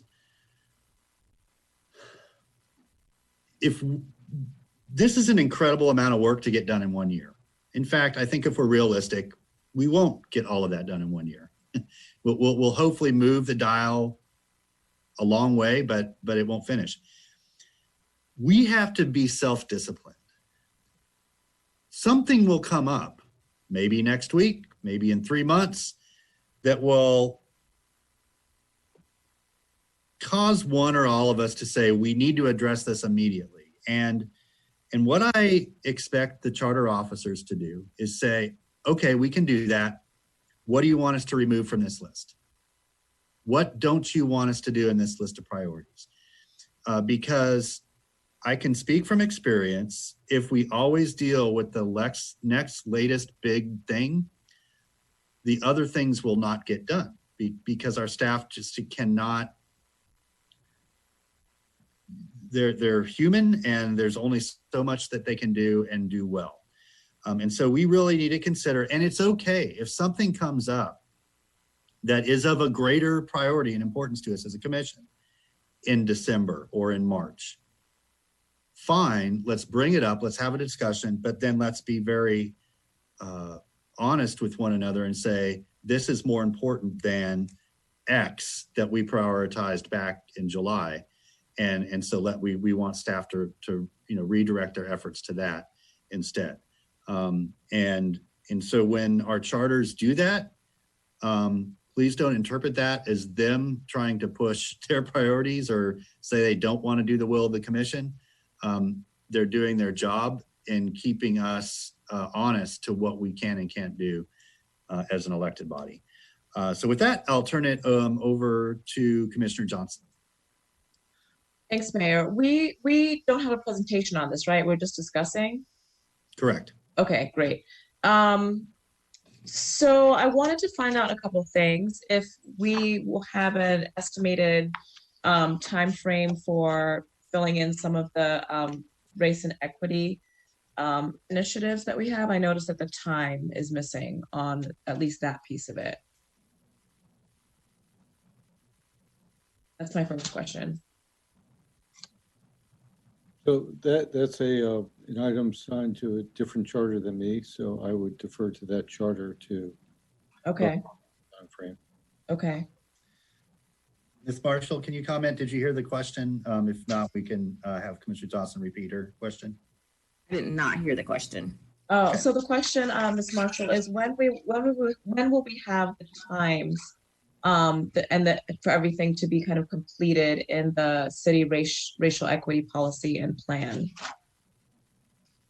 So in our implementation plan, we talked about that rollout, start training, which could be like a 9 to 12 month process. Okay. And so I'm looking at, like I said, at least 9 to 12 months for that plan to be complete itself. Is there something that we'll get that's a little bit more specific, like in the other pieces of the action agenda? Okay. I'm sorry. Go ahead. Yeah. Would you be able to give me a time frame about when we'll be able to see the timeline? So I can bring a timeline back by September 30th if you'd like a timeline. Okay, that would be fantastic. Thank you. Two, there's one small piece of this that I want to bring to our attention, and that is the food desert elimination action plan, and the key issues being the scope, the grocery store / restaurants. I would really like us to, and some of that is about attracting a grocery store. I personally, and this is not even personally, this is really something that I've heard in the community that they've been talking about for a while, is expanding our thinking around what that means. And it doesn't necessarily have to be a grocery store that we are attracting or that we're trying to. It could be a different model, and I'm hoping that we are open to that. I mean, I think part of the way that we need to be thinking is how we are making really the services that we provide and just our entire city more resilient and sustainable. And to me, that means, one, I'm so thankful really to basic needs. And I'm so thankful, one, that we own our utilities. So that is a basic need that, can be easily kind of addressed with within our services, but also like our food system. And, we see kind of the food system and the supply chain, breaking down. And I don't see that is going to really improve anytime in the near future. I think it has the potential to get worse. So I think that's something that if we can address here, that would be ideal for our entire community. Meaning that what if instead of attracting a grocery store, we were able to think of this as an entire economic development plan where we were working with our local farmers that need to, be sustained, they need to stay in business, where we were making sure that we were cultivating local jobs, that we were cultivating opportunities for business ownership with local products that might be in a community kind of grown, like homegrown grocery store. So I'd really like to think for us to think outside the model of just kind of attracting an already kind of corporate model to kind of fulfill this need for a grocery store in certain parts of our community. So I'm hoping, I don't know if I'd like to hear what you all think about that, but I'd like to very much expand the scope of attracting a grocery store. What would it look like to have something that was city supported and or in partnership with other entities, including working with our local farmers, et cetera, et cetera? Yeah, so Commissioner Johnson, the direction by the commission was to address sort of food insecurity and food desert issues. Barring any action by the commission to say, don't consider X. Yeah. Then it's really an open invitation to consider all options. And so to me, what the path that you want to go down, not that that's the path you want to definitely do, but you want to explore, it is open and part of that particular element in our strategic plan. Yes, you said that perfectly. And I brought that up because I saw it in more than one place. I saw it in 3 places that specifically said either grocery store or attracting a grocery store. So that's why I wanted to make it known that I think that, we should be open. Yeah, okay. Thank you. Thank you.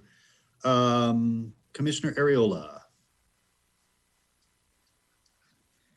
Thank you, Mr. Mayor.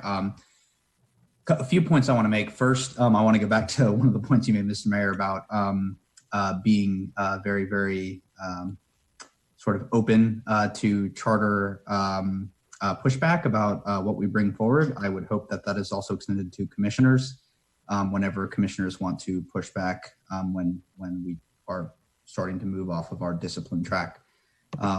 So looking at this, I'm looking at the big document, the 50-pager, down at the action agenda.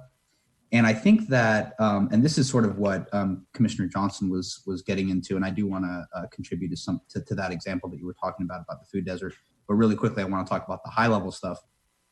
So I think what we are going to need to do is for the top priorities for 2020, 2021, and the high priorities, things that aren't in progress, things that we're developing, I think that we're going to need to set aside times to have those conversations in detail to talk about the very specific kinds of policy parameters we want to set, because I know that we haven't given that direction for those top priorities fully yet. Some of them are a little bit farther along than others. For example, I think that the racial equity policy and plan is farther along than, for example, the comprehensive city public health policy and strategic action plan. So I think going forward, we should really prioritize setting aside a time for each one of those conversations so that staff can have a more full idea of sort of what we're expecting, so that we can be a better use of our time virtually. Going back to the point that I made at the beginning of the meeting, which is things just being harder to do virtually. But looking at this on the face of it, despite my original misgivings after 20 hours of Zoom, I think this is a workable document, and I think that the public can digest it easily. And I think that we as a commission can see pretty clearly how our priorities are going to translate into action, and how we're going to sort of move each of those things along.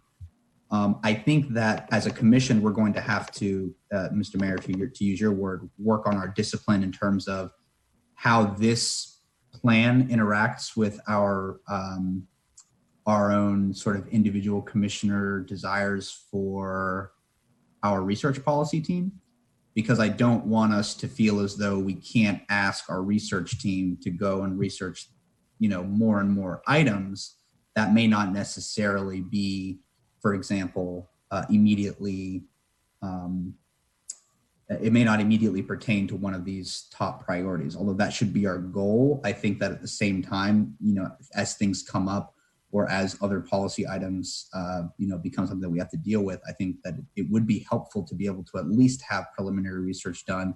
So we got to figure out how we're going to sort of allow those two things to mesh, so that they don't counterbalance each other. So that is sort of my comments for the high level. Now, two things I would like to point out to get into specifics. First, about the food desert. My hope is that we look at some type of community co-op, some type of community partnership, because frankly, I don't see our number one priority being let's take the time that it takes for one of those big grocery retailers to finally wake up and realize that there's a lot of money waiting for them over there in East Gainesville.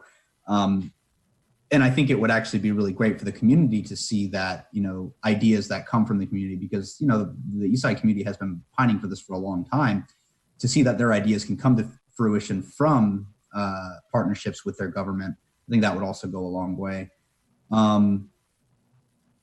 Now, so setting that aside, one priority that I think that it's currently listed as on the horizon for 2021, 2025 on page 43, financial policies, review and revision. I think that this commission, and Mr. Mayor, we had the Audit and Finance Committee meeting recently, so we're a little bit more familiar with some of the things that are going on. But given that we've got a new city auditor and a new financial director, I think this commission should raise in priority some of the necessary discussions that have to happen surrounding our current financial policies, not just for general government, but also for GRU. And that's something that I think, we can't put off until 2021. Those are conversations that I think need to be happening right now. Right now we're in the context of the budget year. And so, that's sort of been the majority of our conversations regarding finances. But I really think it would be beneficial for the whole commission to have conversations about exactly what we're expecting our new charter and the manager's new director and how we're looking to face our financial challenges, because there were recommendations and findings that we're adopting and we're going forward with, but we absolutely need to prioritize that, and that's something that I don't think can wait, and honestly I don't think really usurps any of our other policy objectives. I think that's one that we just need to prioritize that sometimes gets forgotten, and it shouldn't be any longer. Thank you, Mr. Mayor. Thank you. Commissioner Simmons. Thank you, Mayor. I wanted to touch on several things when Commissioner Johnson was talking about the food desert elimination action plan. I totally agree. We do need to think outside of the box. However, I think we need to really consider this, combining that with the Gainesville East Initiative Development Plan. Because if you're going to attract, be a big box grocer or mom and pop or just everyday farmer, I think incentivizing should be something that we offer them or whomever. And because you have the food desert, we're particularly looking at East Gainesville, we're trying to eliminate that food desert in East Gainesville. That's what I'm assuming. I really think for us to have a stronger, and to get buy-in, but to have a strong sale, that we should consider combining those two so we could come up with some incentives to attract various retailers or grocers or farmers to our area. The data has shown us time and time again,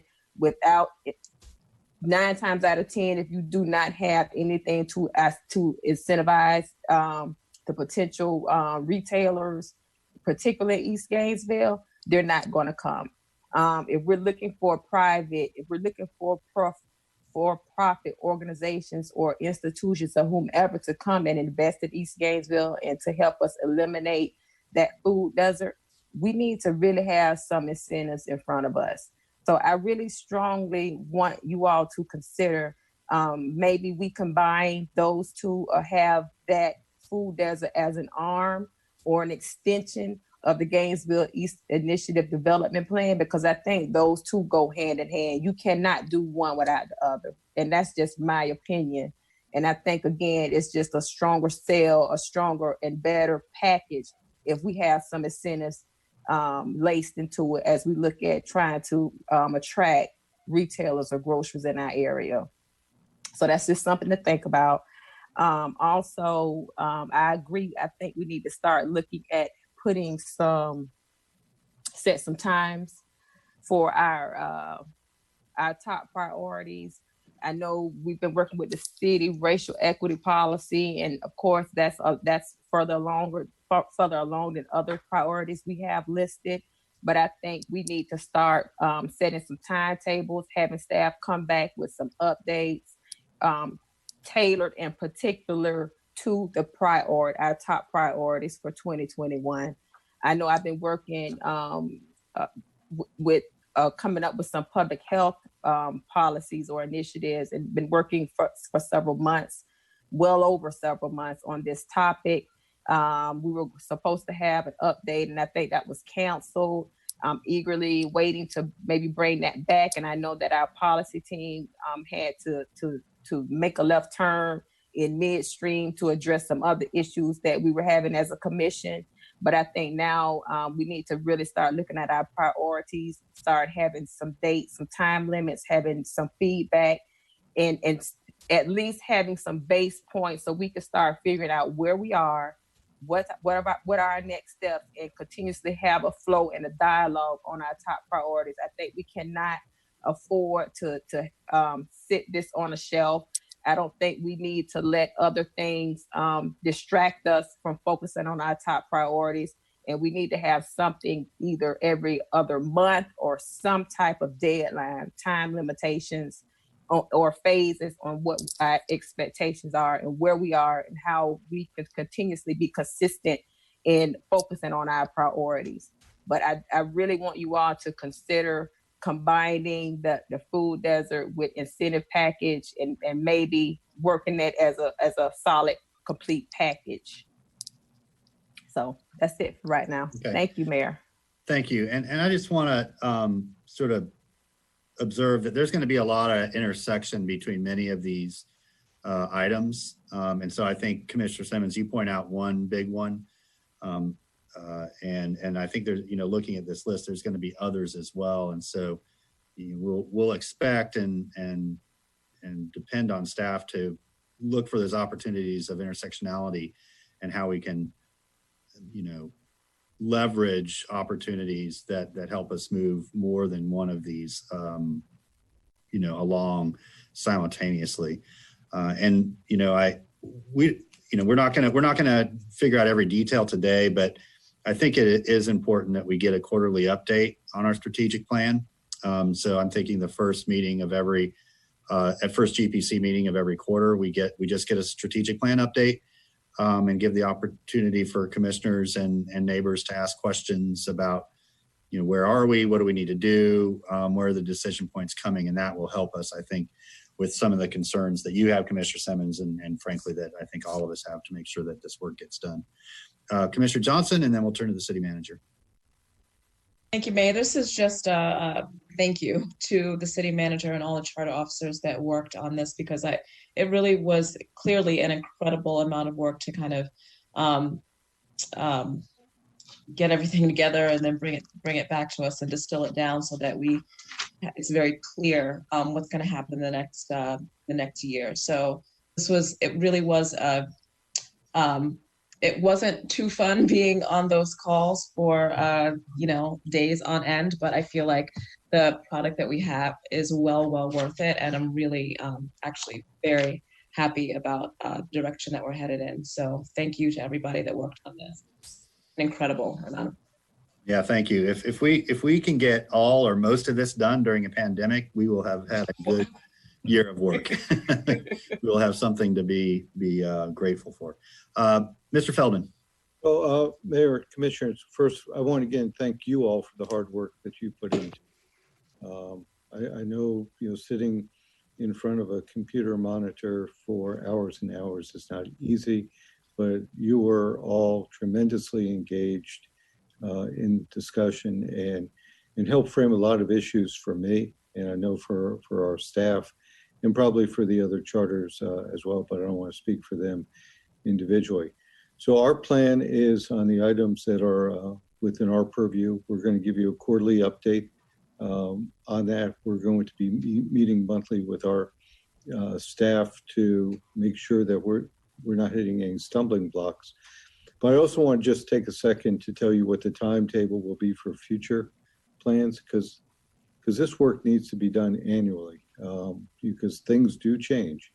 So we got a very late start. Part of it was pandemic related, part of it was just scheduling, but you're going to see in the coming weeks the results of our neighbor survey. And ideally what we will do is we will be retiming our neighbor survey to come before your strategic planning session. Then this plan will get updated each year. Your priorities may change on there, and we recognize that. And then your priorities will feed into our budget process so that if there needs to be an allocation of resources, we can do that during the budget process and feed into what will be the fiscal year 22 budget next. So we're going to hope to do this next exercise in February, March at the latest, so that we can have enough time to schedule the future action, build the resource allocations into the budget so that this becomes a living process. and then just repeat this every year going forward. Okay, very good. Thanks for all the hard work on behalf of all the charters. You know, I feel like we're in a really good position here. You know, Commission, ultimately, this is going to come down to us taking some important votes on accomplishing what we need to accomplish. And that's you know, the proof, as they say, is in the pudding. Commissioner Simmons, and we will need a motion at some point too. If Commissioner Simmons, you're wanting to approve the strategic plan. Yes, I just wanted to ask, have the city manager repeat. I wasn't clear. You said something about annually. What were you talking about? So bringing something back annual. Right. So this was really a three-part process this year, and so a lot of time was spent in focusing in on what the vision and the mission is. We don't expect that to change from year to year. Matter of fact, it's not a good thing to continually change your vision and the mission. But the annual action plan that you all have developed by establishing your top and high priorities, we'll do a check-in every year. Are there more? Are there new priorities? Have things been completed that we can take off the list? Or things not relevant any longer for one reason or another?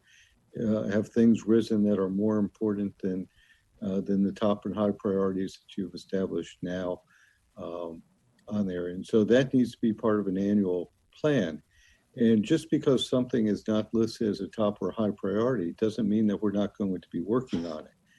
It just becomes a focus for allocation of resources. And so we will come back and we will do not 20 hours, maybe we can get by with 16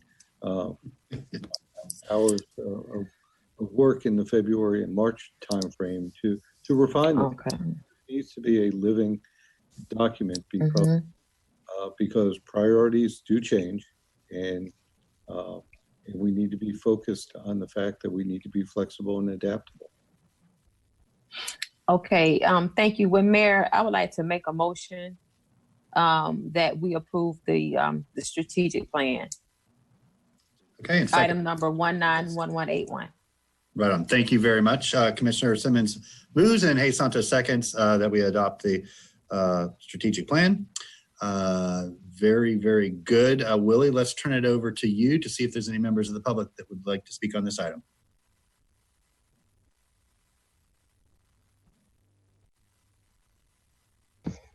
No, sir, there are none. Okay. Well, then we will just go right back to the commission for a vote. Madam Clerk. Commissioner Simmons.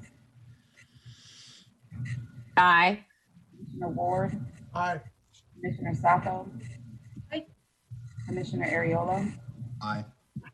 Johnson. Aye. Commissioner Hayes Santos. Aye. And Mayor Poe. Aye, that motion passes unanimously. Very good. We have a plan. Thank you all. Madam Clerk, next item, please. Our next item is business discussion item 5, Commissioner Reyna Sacco, discussion of proposed resolution hurricane moratorium with the recommendation that the commission discuss and take action deemed appropriate. All right, thank you. So Commissioner Sacco is proposing a moratorium on hurricanes, I believe, which I support. I don't know why someone didn't think of that sooner, but thank you for bringing it to our attention. Mr. Sacco, please take it away. Thank you, sir. I would if I could. So the moratorium is actually based on one that it's a moratorium on evictions during hurricanes or other dangerous storms. I don't know if you all got a chance to read the news this morning that NOAA released a report that we are poised to have more than 25 named storms this hurricane season, meaning that we are running at about 86% higher than average for named storms, and they predict anywhere from I think it was 8 to 11 hurricanes and then 3 to 6 major storms, which would be category 3 and up. And so although Gainesville is more inland than the rest of the communities around here, we do suffer from some of the effects of the wind, and at least our power lines will, and the safety of our community, and some flooding if we remember how it happened when Irma came through. So my moratorium is, the resolution is really a request to the chief judge, the clerk of the court, and the sheriff's office to, how to put it, the chief judge to ask the Supreme Court Chief Justice that we put in place a moratorium at the warnings of hurricanes or storms that might impact our community, and that we allow a moratorium on writs of possessions being issued and given out to landlords and then executed by the sheriff's office. The logic being, if you're telling a family you need to prepare for a hurricane, they can't do that as they're packing their belongings, or if they're being physically removed and all of their belongings are being put outside of the property. That causes a community health hazard, a safety hazard for the community, because you suddenly have all of these projectiles thrown out of a property. You have a family that hasn't been able to prepare and might be living in their car during an active storm. And thereafter the storm, while we are still in a state of emergency because of that storm, it's a family that has to leave the only shelter they have when they may not have other options available during an active emergency. I don't know if you all got to read the resolution. It's might need some tweaking to clarify that I mean storms and hurricanes as foretold by the National Weather Service when they alert us to that need of emergency, and not general states of emergency, because we are living in a perpetual state of emergency right now, and that's just not going to go away anytime soon. But we do know that hurricane season has a beginning, has an end, and it does have very specific safety impacts if you push people out of their homes in the middle of it. I will now open this to, I guess, criticism and or comments. Yeah, we've got some hands up. I'm guessing just some questions for you. So just kind of stay at the ready in case they're specifically about your proposal and not just general comments. Commissioner Ward. Thank you, Mr. Mayor. I'm in support of the resolution. I would also be supportive of just making it a letter from you, Mr. Mayor, as opposed to waiting for however long it would take to get a resolution prepared. Either way is fine with me. But it also is an opportunity to talk about storms in general and our community response to storms. A police officer had a question for me earlier this week, or for lots of people that I responded to, that I thought was a very good question. As we have this confluence of emergencies, as we know storms will come, they do every year, and they probably will be worse and more numerous this year than normal. And we have a need to keep people distant and safe as well from COVID. What is our community plan for sheltering folks? Not only people in our community, but also refugees from other communities that we often shelter here in Gainesville and Alachua County. And I didn't have an answer. I really did not have a good answer for that. I'm sure that thought has gone into how we will handle that. My off the cuff answer was, we're going to need more shelters and more trained volunteers to staff those shelters. But I wanted to bring it up, and since this was a storm themed agenda item, I wanted to put it out there for thought. I'm not asking for action, but it is something that I'm curious about, and I know that I'm not the only city staffer who has questions about it. And I also recognize that it is primarily a county question, but it's worth all of us thinking about and looking for information on. Thank you. Thank you, Commissioner. So yeah, the county is responsible for emergency management and sheltering. So I think we could ask Hal Grebe, the county's emergency management coordinator, to be present at our joint meeting next Wednesday to address that. I mean, the joint meeting in general is COVID-19, and we invited UF to discuss the latest updates in their reopening plan or back to school plan. But Mr. Manager, if you're listening, or Madam Clerk, either one of you, if we could make a point to ask Mr. Grebe to be with us at that meeting, just to talk a little bit about the intersectionality of COVID-19 and storm emergency management, because yeah, that's a question that we'd rather have answers to before the storm hits rather than during or after. So without objection, we'll ask Mr. Grebe to be there and answer those questions for us. Commissioner Hayes Santos. Thank you, Mr. Mayor. And thank you, Ms. Sacco, that you clarified there's just tropical storms and hurricanes, not all emergencies. And I think those are very kind of clear by NOAA saying you're under watch or you're under warning, and makes it clear. I do think it should be, as long as it's and also I think this is also getting to like a policy decision for the state of Florida. And I think we should also make this request to our legislative delegation and also to the governor, because that's probably the better way for this to be done, is for a law to be put into place and not kind of the courts making kind of policy decisions. But I would request that we also go the legislative route as well. Thank you, Mr. Mayor. Thank you. Commissioner Simmons. Thank you, Mayor. I just wanted to thank Commissioner Sacco for bringing this forward. I think this is a great idea, and I fully support it. Thank you. Thank you. Besides timing, is there I don't know. Is there more likelihood that this will gain attention by the court system, by our legislative delegation, by the governor's office, if we pass a resolution versus just sending a letter that the commission is making this request? I don't know who I'm asking that question to. Ms. Sacco? So I don't think so, other than timing, because while you sending a letter would be faster, I don't know if a resolution has any more oomph behind it. But I have spoken to Mr. Byerly at the county commission, and he is fully in favor of presenting a mirror resolution of this and having it sent along as well to the chief judge and the clerk and the sheriff. So he will be bringing that up soon as well. And I think both of our governments saying this is important to us because we do need to know that people are, and I agree with Commissioner Hayes Santos, like it is a larger policy discussion. Like you can't do this to people in a hurricane state, the day before a hurricane. But I don't know if other than timing, if it has any other effect. I'm the newbie. Yeah, I mean, I'm just kind of, I'm leaning towards a letter because we can get that drafted and sent almost immediately, whereas a resolution would need to come back to us at our next meeting. And, I don't know that it makes a lot of difference. Commissioner Simmons?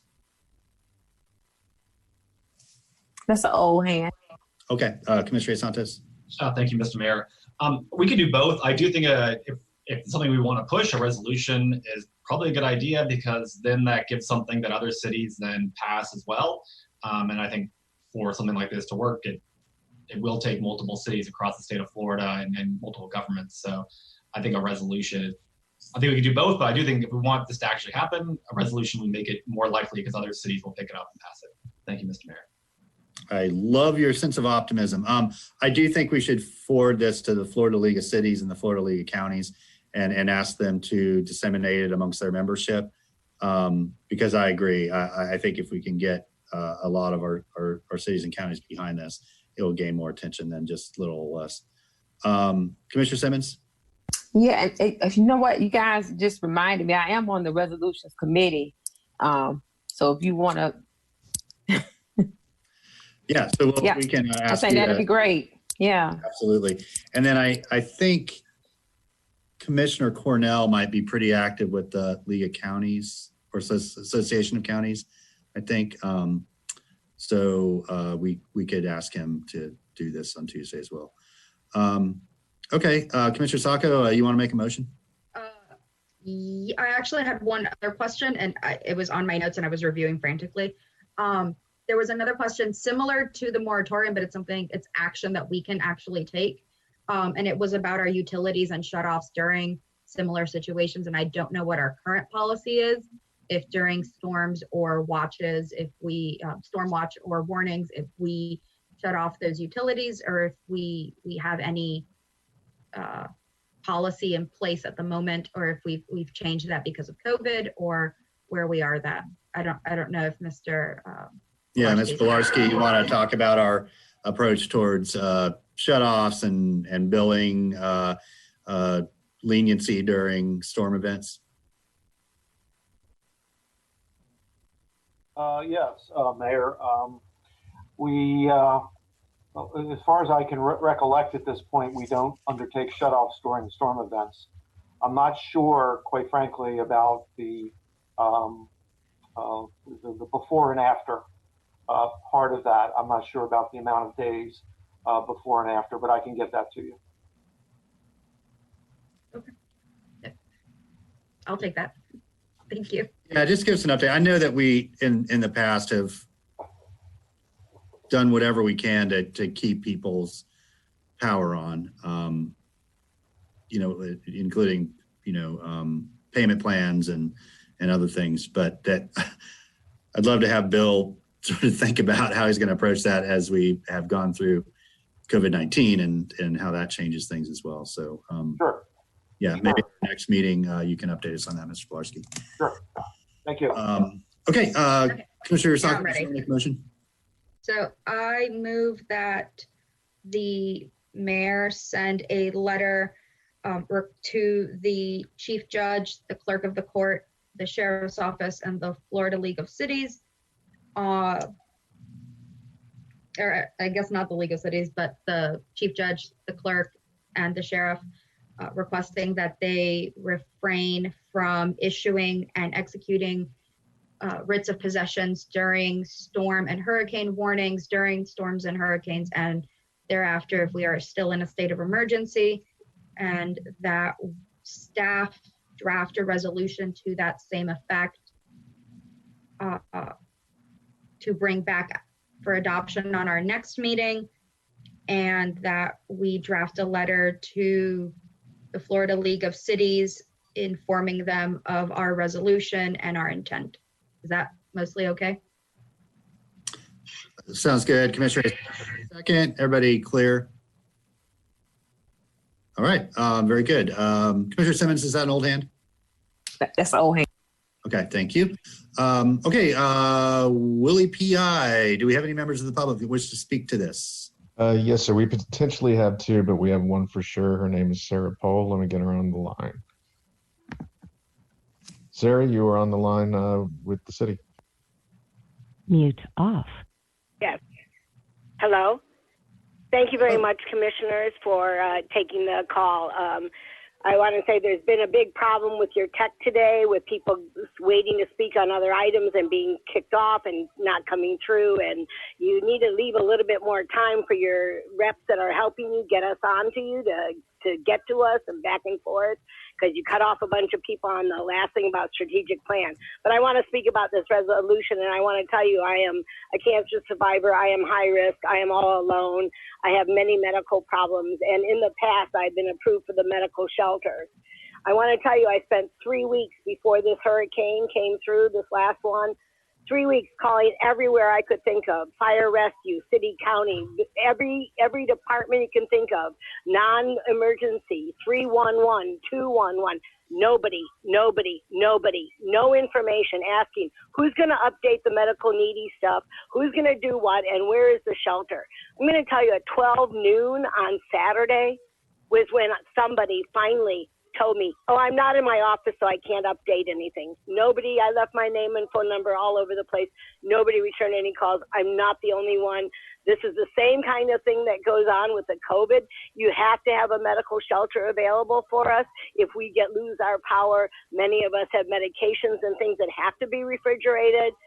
There's no excuse, and there's no excuse for 3 weeks. And if you're going to tell an old person who has to be able to get transportation someplace, if that hurricane would have come through and we did not know, nobody can predict the future, and you're not going to give us any notice. And then this is what the man said: I won't tell you where the shelter is going to be because you might show up and we may change our minds. Really? So I'm supposed to what? Wait till the last minute? And I'm out of power to find out how I can get recertified and where to go. These are life and death things that you guys are taking very cavalier, very, very cavalier, and very rudely by not calling people back, by not following up. Why does 311 not know where the medical needy shelter is? Why does 311 give out phone numbers that rotate back to 311? This is really a serious thing with the communication, not just with COVID, but because of the hurricanes. You know, I was flooded out of our house in Irma. I mean, seriously, I had to swim out of our street. It was so bad. So it's not a joke here, and you all have to get your act together better, and you have to give us notice. Old people cannot just be told, oh, go across town in 5 minutes. Really? How? You have to give us information, and you have to understand that nobody can jump as fast as you think we can, because we can't. So I'm very distressed about how these things are being handled, and you are totally ignoring medical needy people.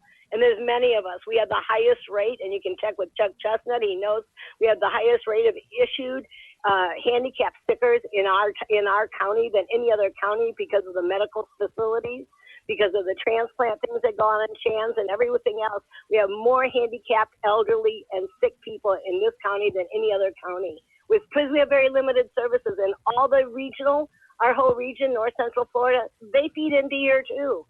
Okay, you have medical needy people that will travel in a hurricane to the city for help. So please keep up with this stuff and do a better job for all of our health and well-being. Thank you. Yeah, thank you. Absolutely. And we're very sorry for that experience that you had. We'll share your concerns with the county. They are the lead in emergency management and sheltering. And I know that they would be disappointed to hear your experience. So we'll make sure that they hear that loud and clear and do better the next time. Willie, was there anybody else? Yes, sir. There is Nathan Scott waiting for you on the line, and he will be present. Nathan, go ahead. Yes, good afternoon, Mayors, Commissioners. Nathan Scott. So with respect to this item, I think that any letter, again, is properly noted. The county is the lead agency for this. I think any letter should be addressed to the county, not to the chief judge. If you want to send a letter to the court, I think the appropriate party to send that letter to would be the clerk of the court to express any concerns rather than sending communication directly to judges. Secondly, again, with this issue, this is another instance where it's well-intended, but there are additional priorities that this city commission is ignoring on the strategic plan. And again, there are 3 of us on the hold that did not get to speak on that issue. Florida law provides the opportunity to be heard on the issue. We were on hold. We didn't dial in, at least I didn't, contrary to the representation of the meeting monitor, where you've got 2 people today doing what Larry typically does and does a good job of it. So I am going to offer my comment with respect to this item and the other item that I was denied the opportunity to participate in, because again, you guys warp drive through that. But the bottom line here is, with respect to this item, the strategic plan, what I'd really like to know is the city of Gainesville needs to prioritize public safety. And instead of spending your time on all these tangential issues, which are all good and certainly worthy of consideration, public safety, what is the city commission, Mayor Poe, what are you and the city commission doing to address the increase in violent crime, particularly all the shootings across Gainesville? Because to me, that's an issue. And it's not law-abiding gun owners that are causing these shootings. So I think that the city commission should give some time, notwithstanding its hatred of GPD and its desire to want to cut their funding and the Joint Aviation Unit. Some of those assets could be used to enhance patrols, to help mitigate all these shootings in Gainesville. Because if you looked at the Gainesville Sun article the other day, it's a lot of them. And I think TV20 reported on that too. But there's no discussion about that. I think there's like 32 shootings. There's one this weekend again. Somebody was shot on Northeast 12th or 34th. So, I mean, I think the commission should focus on core issues. I mean, it's nice to do charity. It's nice to consider the homeless. It's nice to do all this stuff. But public safety should be priority number one. And you've got a lot of violent crime here. And there's no discussion about the shootings, the violent crime. There's only discussion about your virtue signaling of defunding the police and doing this and doing that. Let's focus on core government, on core issues.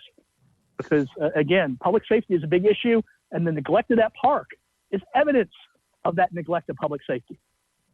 So, again, I think that we need to listen to the callers. We were on hold, and we need to do a better job through the remainder of this meeting, making sure that everyone has a meaningful opportunity to be heard on the agenda item at issue. Thank you. Okay, Willie, is there anybody else waiting to call? Waiting to talk? Yes, sir. We got one person that we need to screen real quick. We were doing it just at the moment. Give us about 15 seconds. We'll be right back. Sure thing.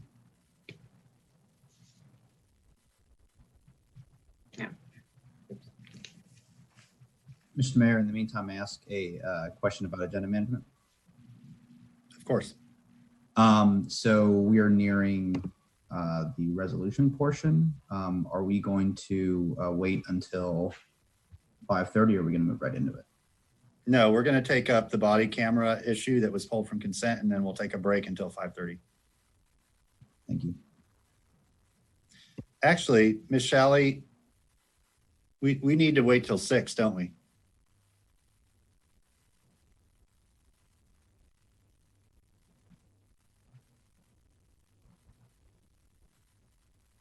No, Mayor, you don't, because under your supplemental rules, your meeting just sort of goes on, and this is not a resolution. This is your own resolution to create a citizen committee. It's not one that's required by law to be heard after 6 p.m.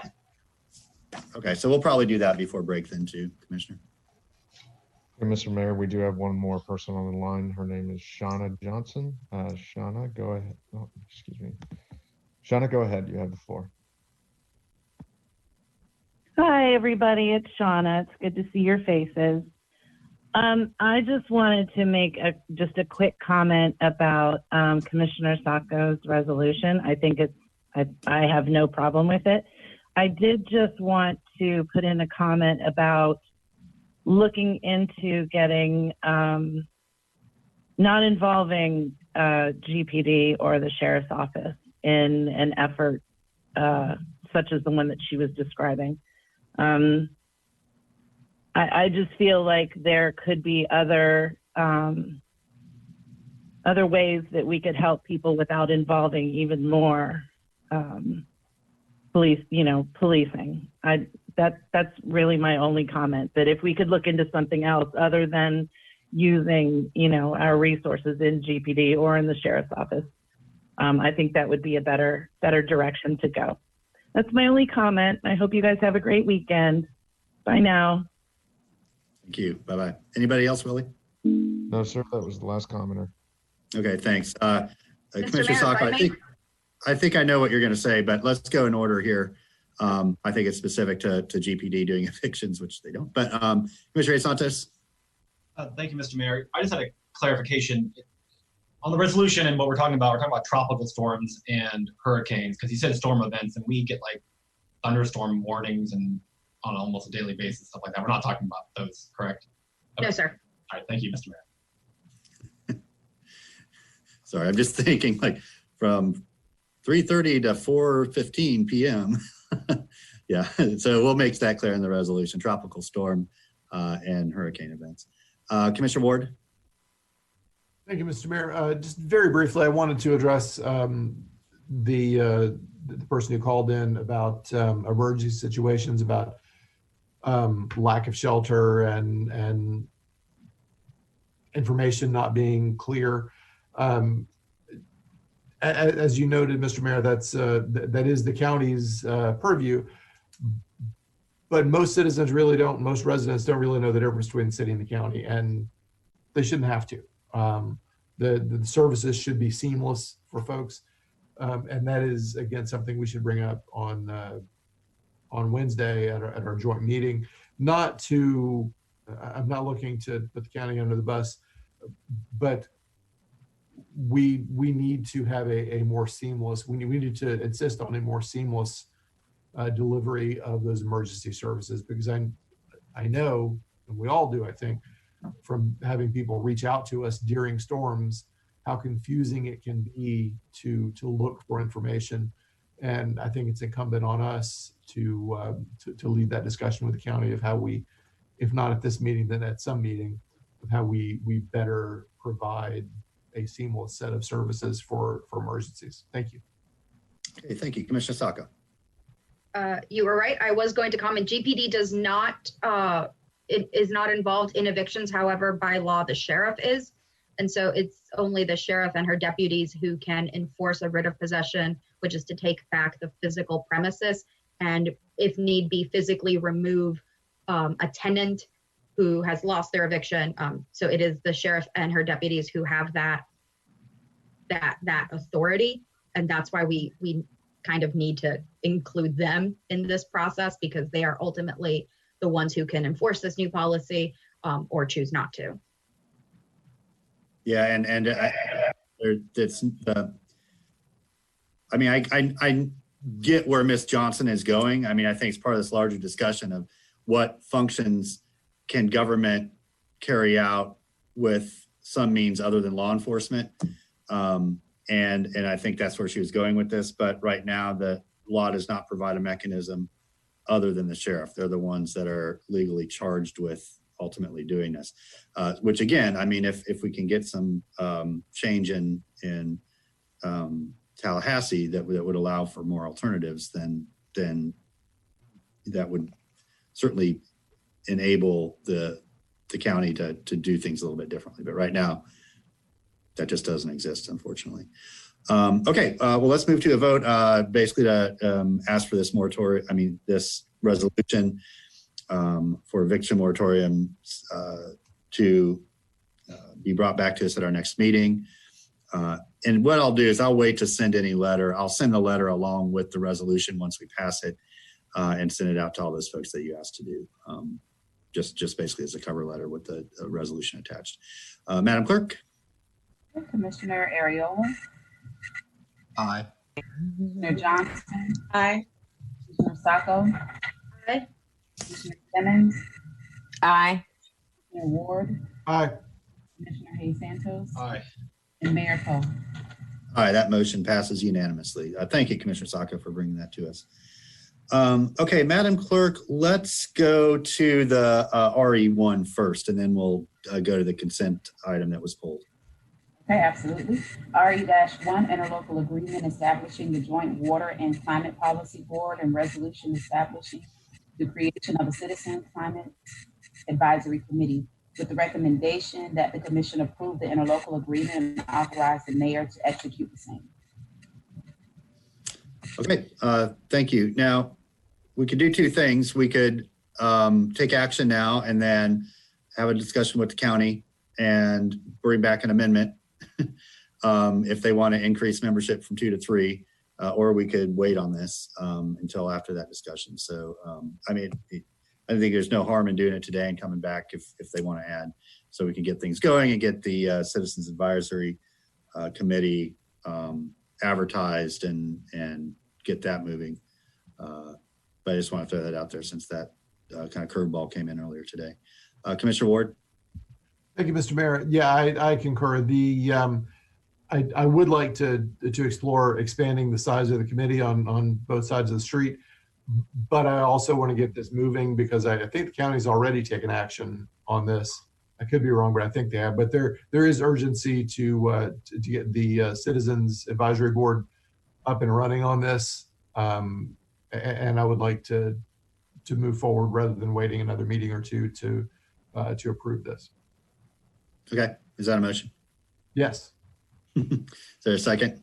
Okay, seconded by Hayes Santos to adopt the proposed resolution, which is a interlocal between us and the county to establish the Joint Water and Climate Policy Board, as well as create a new Citizen Climate Advisory Committee. Commissioner Ariola. Yes, thank you, Mr. Mayor. Appreciate that, Commissioner Ward. I don't think I'm asking a whole lot to just for a little bit of time to add the additional members from both commissions. And I think it would be better to do that at the beginning rather than, down into the process. I feel like that's just a smarter way to do it. So, I won't support the motion being that. Okay, thank you. Commissioner Ward? Right, we've been waiting a month and a half already. It just came to us on this agenda, but we might actually be looking at 2 months. I forget the exact date that we moved this in the committee to bring it forward, but so from the city commission's view, it looks new. It's not new. It's already been sitting out there for a while. Okay, thanks. Willie, let's turn it over to any members of the public wish to speak to this item. We're verifying Shauna very quickly and shouldn't take us much longer. 1 second.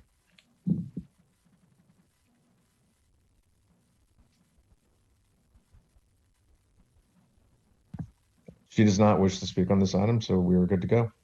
Okay, Commissioner Ward, is that an old hand? Okay, Commissioner Ariola. Thank you. I have to be my best advocate for myself here. Commissioner Ward, you said you were interested in exploring adding. I'd like to sort of get some reassurance here that y'all are going to push for this. I'm committed, yes. Okay, I'm just raising the point because this happened before with the Census Committee, and I kind of got left out in the cold a little bit. So I'm going to hold you to that, Commissioner. Okay, thank you all. Let's go ahead and move to a vote, Madam Clerk. Commissioner Simmons. Aye. Commissioner Ariola. Aye. Commissioner Sacco. Aye. Commissioner Hayes Santos. Aye. Commissioner Johnson. Aye. Commissioner Ward. Aye. Mayor Paul.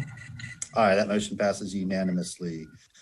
Okay, Madam Clerk, let's go back to the item pulled from consent.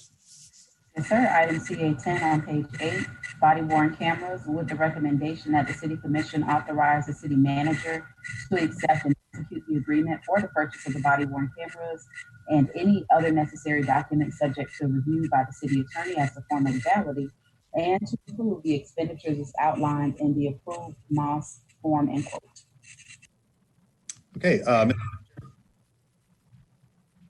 Mr. Mayor, members of the commission, this is our the body worn camera item that we've been talking about since July. Our plan is to outfit all 318 personnel, both sworn and unsworn, that interact with our neighbors in a law enforcement or quasi-law enforcement role. And this is a 5-year agreement to do that. This is a state-of-the-art body worn camera system, which triggers based upon deployment of the taser, deployment of a service weapon that is holstered and deploys or turns on the body-worn cameras of officers on the scene that are surrounding the activation of one body-worn camera. So it's our recommendation that you proceed with the authorization of the contract, which is funded for fiscal year 21 in our budget, and we will devote the additional resources necessary for fiscal years 22 through 25. Okay, thank you, Mr. Feldman. Commissioner Johnson. Thanks, Mayor. You have been muted. To unmute yourself, press the star key twice. Y'all can hear me, right? We got you. That was the public line. Okay, thanks. So it was important for me to reiterate what I said during the last meeting and to take a vote on this because I don't think that the cost of, close to a little bit over $3 million over the course of 5 years is necessarily worth it for our unsworn officers. I absolutely believe that we should have body cameras for our patrol units, for our SWAT units, for our canine units.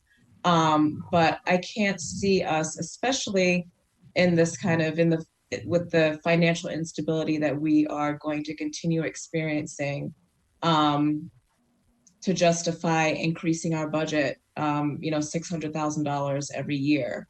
Matter of fact, I think that we should be a little bit more careful and figure out how we can either reallocate funds to fulfill the needs that we have right now, but I definitely don't think that we should be thinking about adding anything unless absolutely necessary. And in my estimation, this is not absolutely necessary. Like I said, patrol, SWAT, K9 units, yes. The units that are clear, and it kind of makes sense to do that. But unsworn officers, I just don't see it. And I think that it actually can cause more problems than it will solve by spending this additional money. So that's where I am. I'd like to take a vote on it. Great. Thank you. But I'm not going to move it.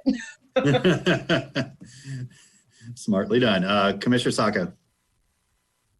So just as a question for Mr. Feldman, we're requesting those non-sworn officers just to see, that would include like technicians, people who arrive at the scene, because we are trying to move away from having armed sworn officers responding to most calls if we can avoid it, correct? Yes, we're talking about the 20 allocated PSTs, soon to be known as CSTs. So it's just another 20 other than the sworn officers who would get body cameras. Correct. Okay. And that would be in case something escalates, in case there's a change that then they need their weapon, then it activates the body camera. They don't necessarily have to activate the camera the whole time. Well, so the sworn, it runs, but yeah. Sworn personnel, anytime that they're on a call, they will have to activate it.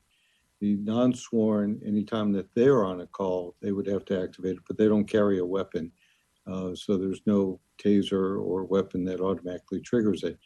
Purpose here is even non-sworn personnel are still representative of the department and can be in situations where their handling of a call may come in question on there, and both for the and the studies have shown that not only is this a good accountability item for the neighbor that it interacts, but it's also a good accountability item for the officer. So when you have non-sworn personnel that are out there and somebody says they were treated inappropriately or something along that line, this becomes a way for the PST to be able to demonstrate that they did everything according to procedure. And also, it's a two-way street in terms of accountability.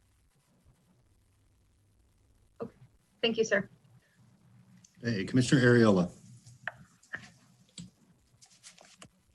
Thank you, Mr. Mayor. I'm glad the commissioner brought this off the consent agenda item because I've been thinking about this a lot too, and I think this type of investment is actually the opposite of the direction that we want to go.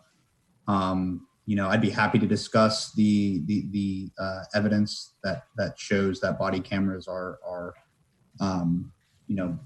better in accountability, but as was just said by the manager, it's a two-way street. So the way that I see it, spending over $500,000 additionally every year, so that we can overuse the body cameras. I'm just gonna say that it's complete. This proposal is just complete overuse, and I think that Axon has has a vested interest in getting some overuse from these cameras, and they certainly would enjoy the $600,000 every year. So I just don't think this is the direction that we ought to go. I think that body cameras they serve utility and they're important to have, but I don't think we're going to see the type of results that we want, because the idea of the body cameras is to have evidence to hold officers accountable. But there are the expectation is that officers hold themselves accountable. The expectation is that they follow the policies. So I don't think we need to spend this much money for something that frankly doesn't provide, in my view, a preponderance of accountability that we don't already pursue. So I just don't think the body cameras are the direction to go. I would like to go ahead and move that we ask management to come back with a different body worn camera proposal, because I don't want to axe the entire thing, because I do think that there is importance to having it. But this proposal is far too ballooned for me to approve. Thank you. Is there a second to the motion? Seconded by Johnson. Commissioner Hayes Santos. Thank you, Mr. Mayor. I won't support the motion currently on the floor. I would support the motion to move forward with the proposal to have both sworn and non-sworn GPD personnel who are out on calls to have cameras. And one of the reasons we're talking about sending PSTs and then soon CSTs on way more calls, on calls that could be more likely to escalate and could rise more than in the past. And hopefully we continue to move in that direction. And that is another reason why I think that we should have cameras, because it's not going on, hopefully they're not going on as many of the basic calls, but going on more calls. And by having cameras, I think that's important, both for accountability for the sworn officers or non-sworn personnel, and for evidence on what actually happened. My worries is, and what happens on an incident that may happen, there's also going to be sworn officers and there's going to be PST officers who may have been there and the situation escalated. And if those non-sworn PSTs didn't have cameras, what's going to happen? They might have had a good angle and they might have been involved in an incident, but now we're not going to have that evidence as part of it. And I don't want to be in a situation in the future where that person could have had it, but we didn't fund that camera angle because we didn't think that was important at this time. I want us to be able to have the evidence in the future whenever that incident does happen. So I won't support the motion, but I do believe we should move forward with both sworn and non-sworn having cameras. Thank you, Mr. Mayor. Thank you. Commissioner Ward. Thank you, Mr. Mayor. I also don't support the motion. I would support the original proposal for many of the same reasons that Commissioner Hayes Santos already enumerated. More coverage is better. More coverage is better. More accountability is better. It's expensive. It's ridiculously expensive. I wish it were cheaper, but accountability is important. If we don't do it, we are going to regret not doing it. There will be some point at which we wish we had more footage, at which the community wishes more footage were available, and we won't have it. This has been broadly popular and building in popularity for years. Yes, I know that there's been a shift in conversation recently, but generally speaking, both police and community members have been supportive of broader use of body cameras for many years, and the support has been growing, and I think it's the right path to take. Thank you. Okay, thank you. I too do not support the motion. I do support the original recommendation. And for me, it comes down to two things. One is accountability for both parties involved in any interaction, the representatives of the city and the neighbors who were showing up to hopefully assist, but potentially detain. And the second is reliability of evidence. Eyewitness accounts and dependence upon memory are incredibly inaccurate. And the more verifiable, accurate evidence we have, the higher the likelihood the case will end up the way that it should. And that's not to say that that's going to benefit the government side or the neighbor side, but it's going to represent the side of accuracy and truth, which is the most important thing in the criminal justice process.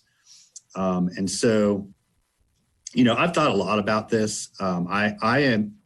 We are still owed a deep conversation about privacy rights, with everything from, we've had a high level discussion about, doorbells hooked up to the internet and facial recognition software that may be racially biased.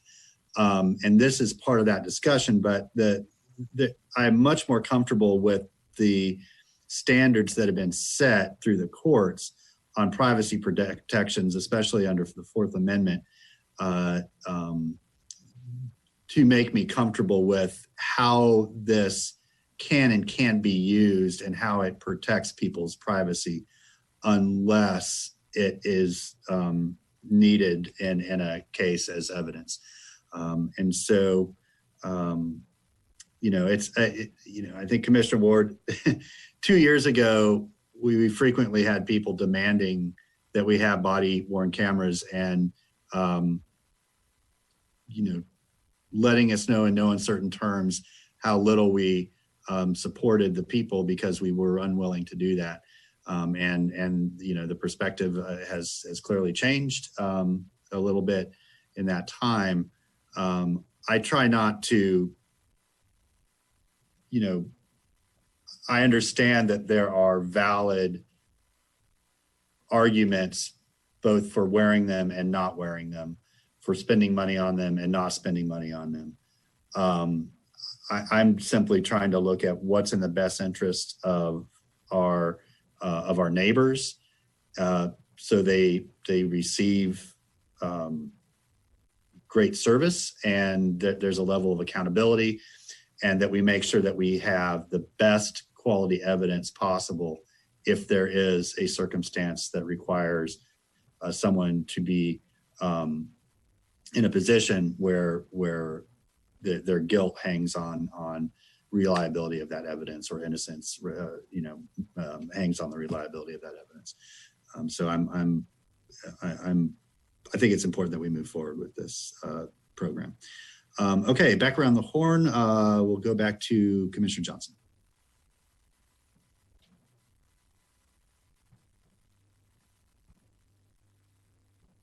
You're on mute, Commissioner Johnson. Thanks, Mayor. I honestly kind of don't know exactly where this vote is headed, but if it does head in the direction of it not passing and then us approving this, the contract the way that it is, I'd really like us to think about where we envision ourselves being financially in the next few years. And to me, it's about prioritization. So if we are prioritizing this $625,000 over the next 5 years, to me, that means that everything that we've talked about we're going to have to shift something to be able to fit this in. And City Manager Feldman, tell me if I'm wrong about that. I mean, revenue may materialize out of nowhere, but if that's not the case, then I'm wondering how we are going to manage to fit this in financially with our budget over the next few years. So just a couple quick thoughts, Commissioner. One is I think it's important to recognize that currently we have budgeted $372,000 a year for body cameras already. And so we're talking about starting fiscal year 22 of having just an incremental cost of roughly $252,000 a year of new dollars that we would have to allocate, not this budget cycle, but the following budget cycle. We always have in all of our contracts a provision that allows us to terminate for non-appropriation of funds, and that is in this contract at all. So if the commission took away funding for this and we didn't have an ability to pay, we always have the ability to give the cameras back and stop the licensing and redeploy from that function. Generally, cities do not do a cancellation of contracts for non-appropriation of funds.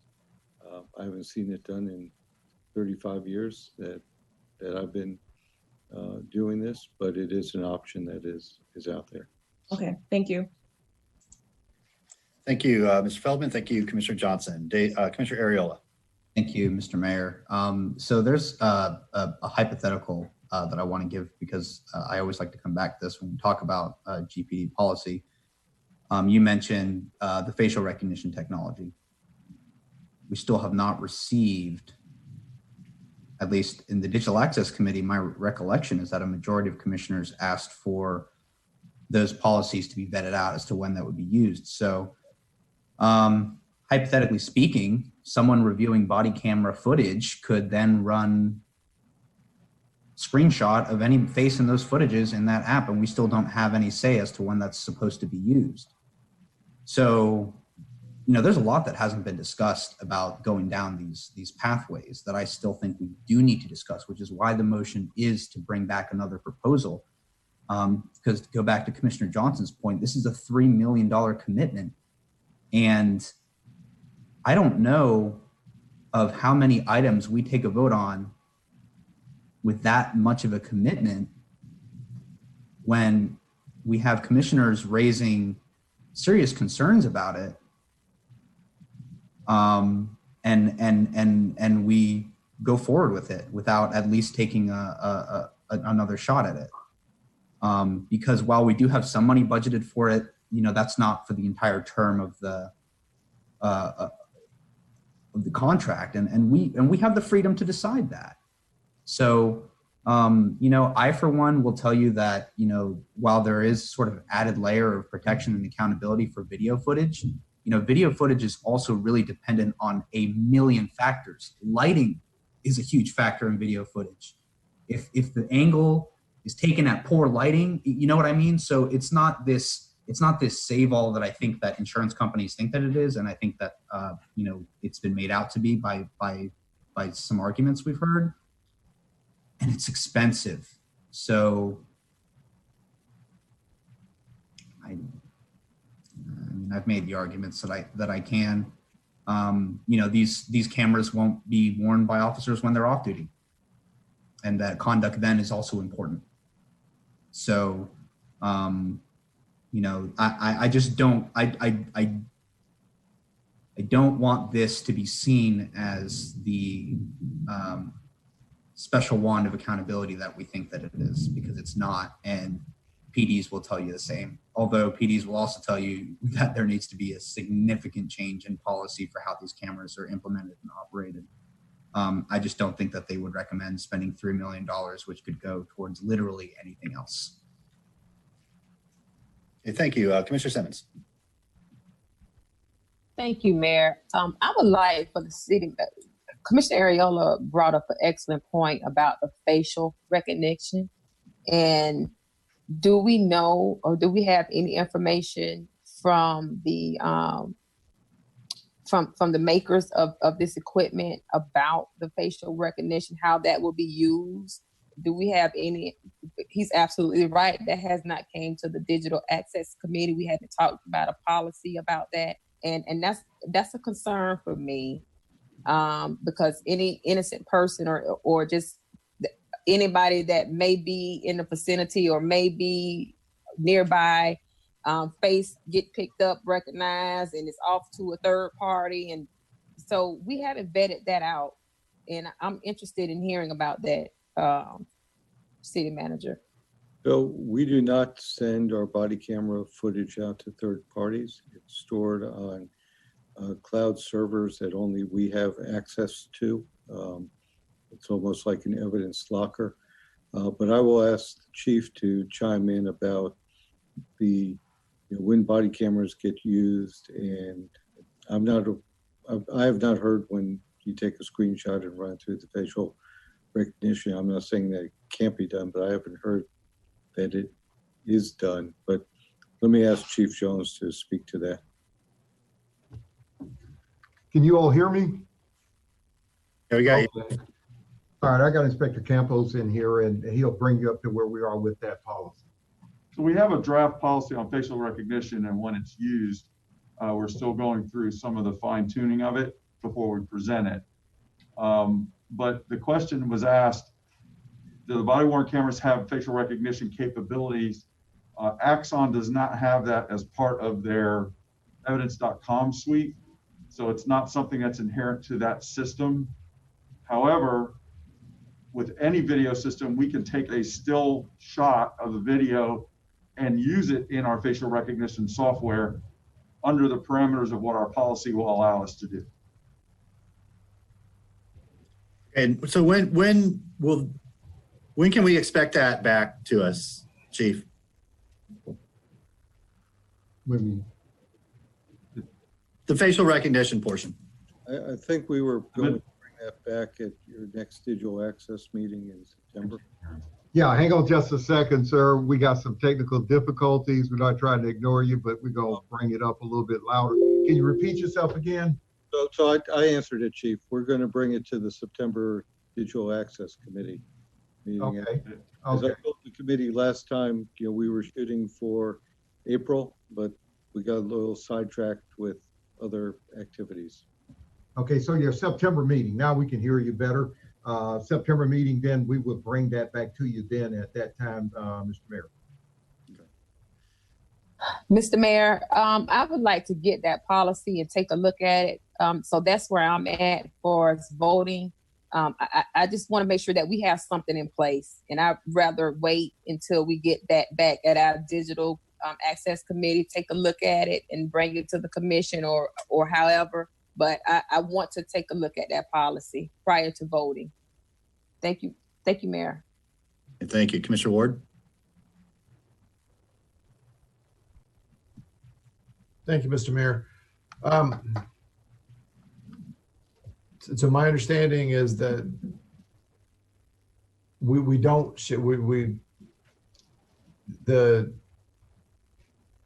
report that's going to come back is different than a different discussion than whether or not this particular product shares facial recognition outside.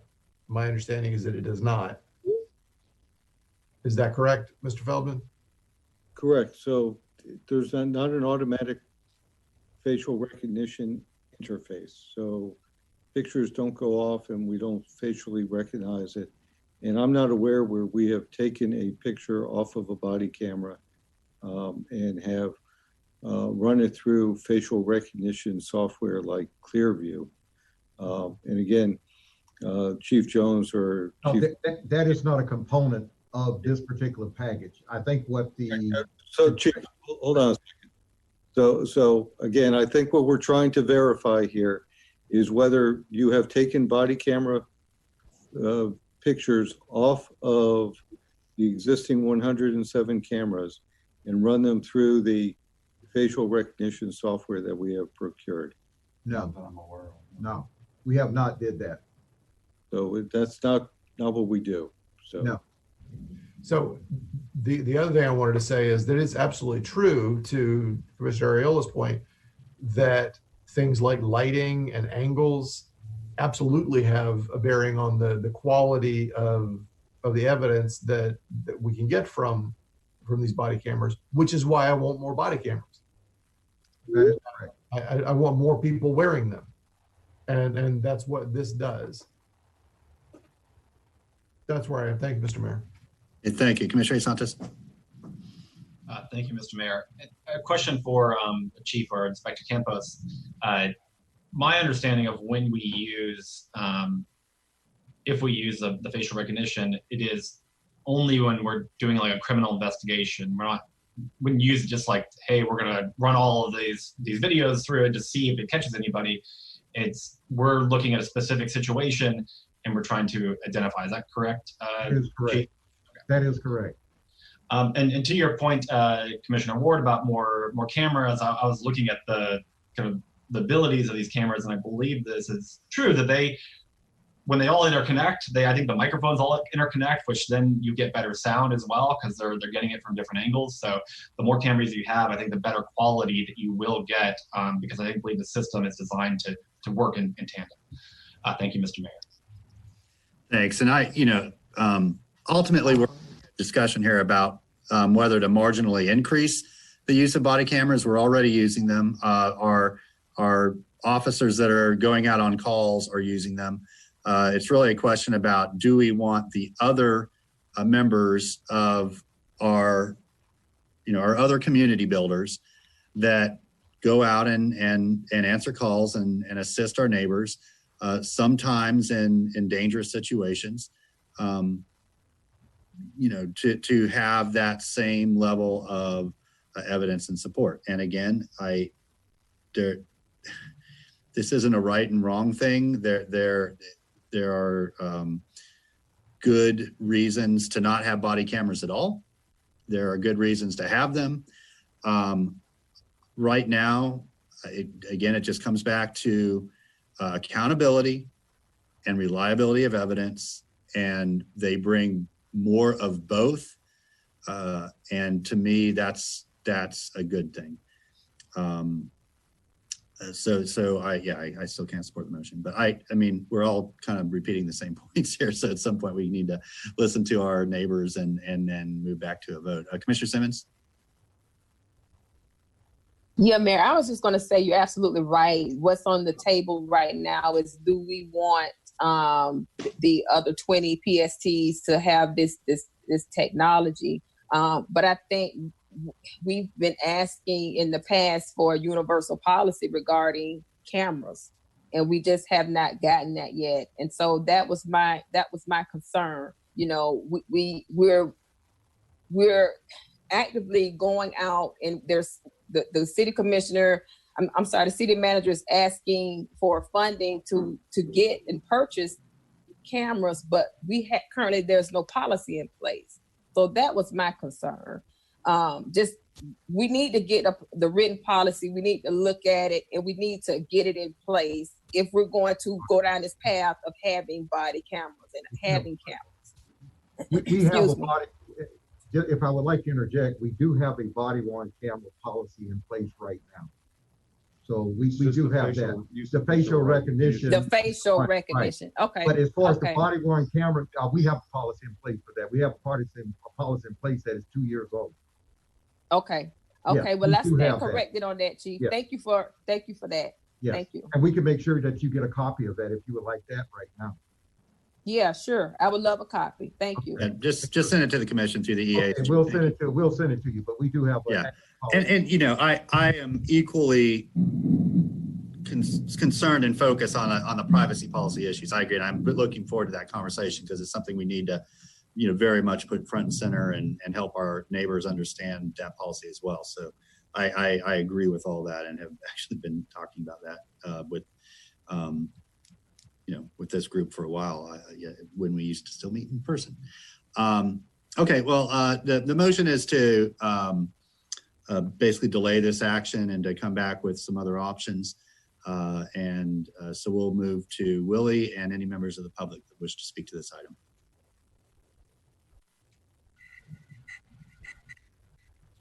Nathan, you have excuse me. First person on the line is going to be Nathan Scott. Go ahead, Nathan. Yes, good afternoon, Mayor, City Commissioners. I do not support the motion to delay this.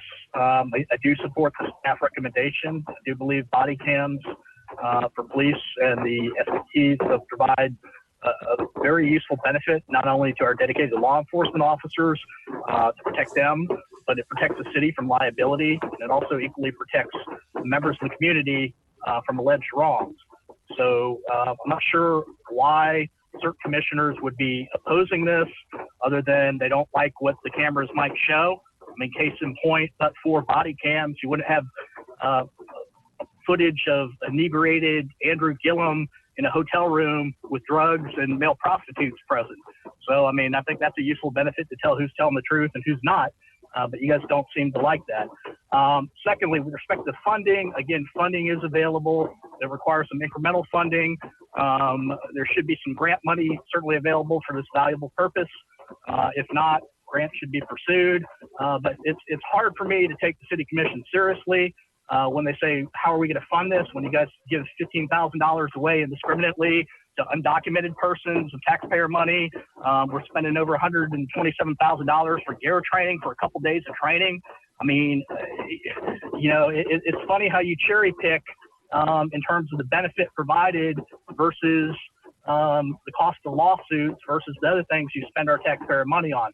So I'm not so sure that I really agree with all the red herrings that are being raised, funding and facial recognition. I think the staff recommendation is prudent. I think it protects the city from liability. I mean, you guys got sovereign immunity, $200,000, but just think of what if you had the footage to defend the city. what that would mean in terms of what you might otherwise have to pay out. So again, that should be calculated in terms of the total benefit to the city too. But again, body cams have a purpose. I think that the original motion should be adopted by the commission. And just because some members of the commission may not like what body cams show, and I'll use Andrew Gillum as an example, I think the public as a whole certainly deserve to know the right of such encounters when alleged laws are being broken. So again, I think body cams provide a useful benefit, and if police are doing something wrong, the body cam demonstrates that, and the police should be held accountable. But I think most law enforcement officers would view the body cams as the ability for them to protect themselves from a lot of claims. Thank you. Anybody else, Willie? Yes, sir. We have Sarah Pohl up next. Sarah, go ahead. Yes, hello. Thank you very much for having the ability for the public to speak up. I think this is extremely important that everybody who comes into contact with the public under these circumstances have their body cams on. I believe it is a wave of the future. I believe that there will be lots of police reforms coming down the pike, and certifications, and having body cams is going to be one more thing that's going to meet certification. Gainesville has been ahead of the curve many times for many years. How many years, Chief, has the COPS program been in place? So many more years than anybody else. So this goes right along with it. And I agree with the previous speaker. Anybody who's afraid of being on the camera is because they're doing wrong. And I will tell you, I personally, in the 40 years of being here, have had improper interactions with the police. And it's my word, their word. And you know that's not the way it should be. So also I want to say, do not postpone this. I heard the chief just say policies are already in place. You're already using cameras. There is no reason. The other thing about the money grants, yes, and don't we have a fund from that is for things like this to purchase and do the upkeep from when drug busts and all that, our share of confiscated previous things. There used to be a big fund of that money that could be used for this. I don't think you're going to have anybody in the public be against this. Anybody who's honest and cares and wants accountability, which is what the whole thing has been going on for 65 days or more with the marches. So please, let's be leaders. Let's take our cues from what the rest of the world is doing, and this is commonplace other places. So thank you very much. Thank you. Anybody else, Willie? Screening one more for you. Unmute yourself. Press the star key Hi there. twice. Thanks for calling the City of Gainesville. Thanks for your patience. Are you calling? Apologize for that. We're screening one more person. We'll see if that's on this topic. One moment.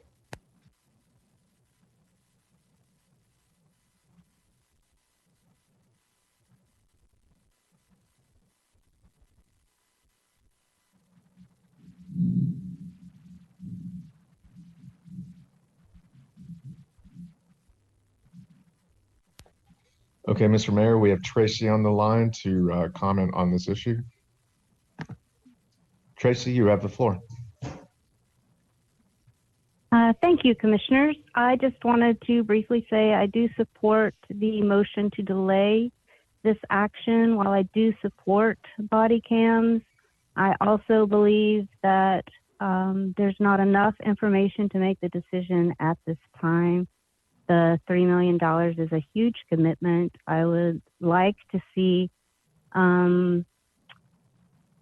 more. I would like to see the reallocation of funding looked into more than committing to this large budget.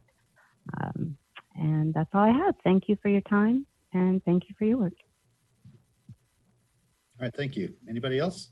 Okay, Mr. Mayor, that's all on this topic. Okay, so we have a motion to delay this and come back with some different recommendations. So Madam Clerk, we'll go ahead and move to a vote. Commissioner Simmons? No. Commissioner Ward? No. Commissioner Sacco? No. Commissioner Ariola? Aye. Commissioner Johnson? Aye. Commissioner Hayes Santos? No. And Mayor Poe. No, that motion fails 2-5. Ariola and Johnson were in the affirmative on that. Commissioner Santos? Thank you, Mr. Mayor. I'd like to move staff's recommendation. Okay, is there a second? Seconded by Ward. Madam Clerk, we'll go right to a vote on that. Commissioner Ariola, Very disappointed, no. Commissioner Johnson, No. Commissioner Sacco, Aye. Commissioner Simmons, Aye. Commissioner Ward, Aye. Commissioner Hayes Santos, Aye. and Mayor Poe. All right, that motion passes 5-2 with Ariola and Johnson in dissent. Okay, thank you all for that good conversation. We will be in recess until 5:30 tonight. So everybody enjoy your time off, get a little something to eat, and we'll see you back at 5:30. We are in recess.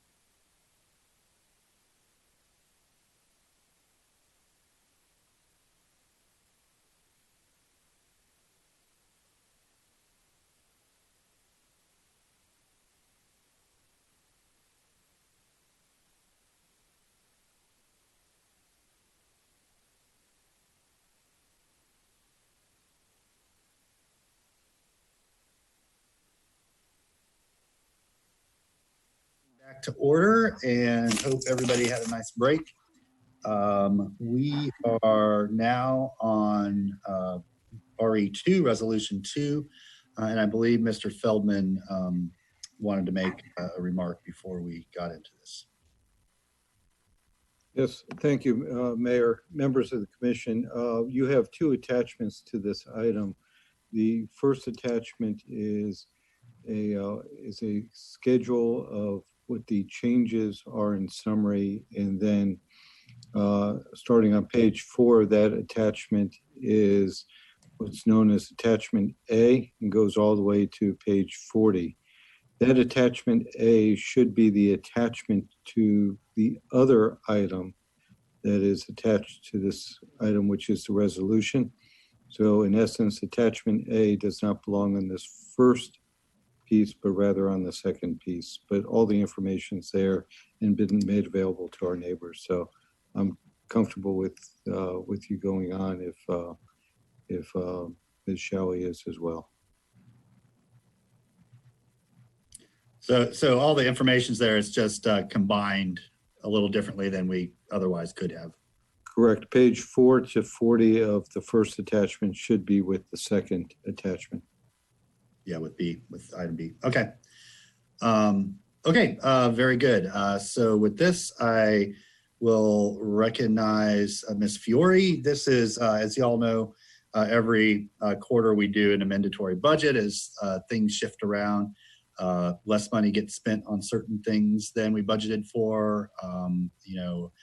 Funds get moved, new revenues get realized, that sort of thing. So this is something we do every quarter.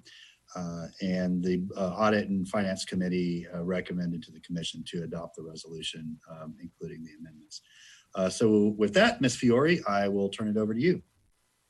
Oh, you won't. Got ahead of myself. Ms. Shalley, please read the item into the record.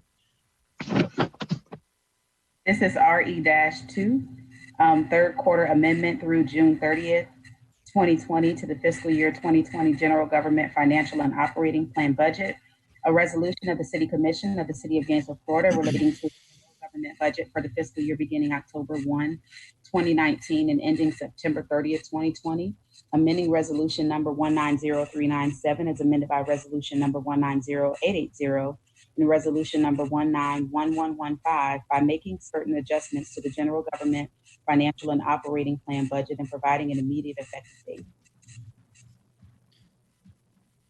Okay, thank you, Madam Clerk. I'm trying to configure my screen the way I need it here and it's not working. There we go. Thank you, Mayor. Karen Fiore, Budget Manager. We typically do not provide a presentation for the amendatory once it's in front of the Commission. We only do that for the Audit and Finance Committee. If you would like, I'm willing to share my screen and I could do that for you. But typically, like I mentioned, we just take any questions at this point.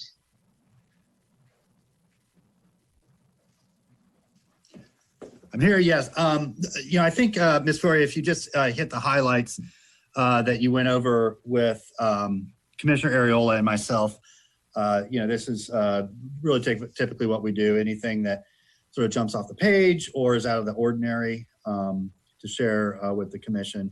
And so if you'll do that, and then we'll go back to the Commissioners for any questions. Okay, so would you like me to share my screen? Yes, please. Okay, 1 second.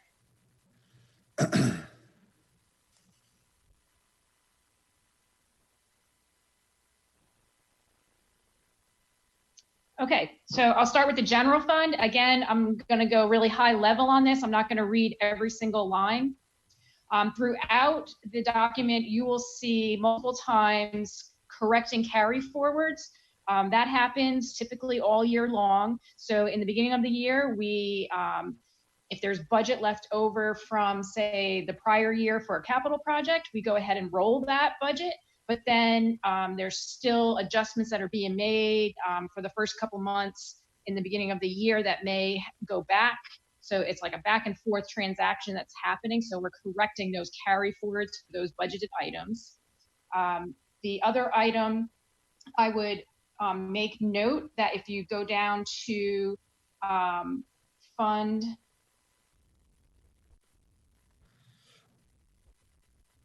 Our miscellaneous grant fund, which is Fund 115.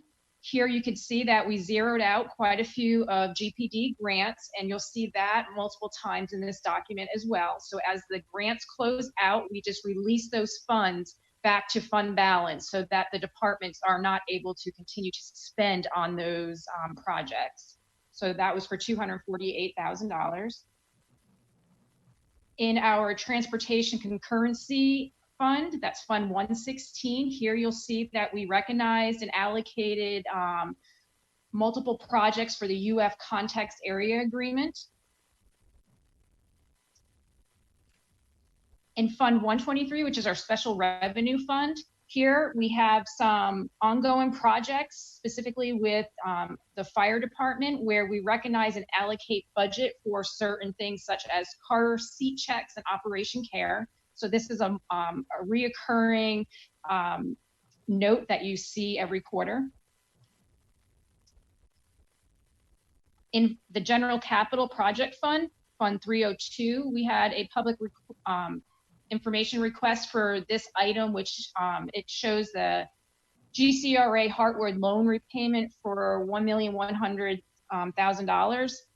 You saw this a few months ago on the previous amendatory. This is just correcting that accounting transaction. That is not how that transaction should be recorded. So if you looked back on prior amendatories, it's just a reversal for that. And I believe the only other note I would mention is that in our Gainesville previous CRA funds, there was a lot of transactions where we reallocated funds. We took some funds from some old projects, reallocated them to some new projects, and we also allocated some of those budgets to pay off debt that was due to the general fund.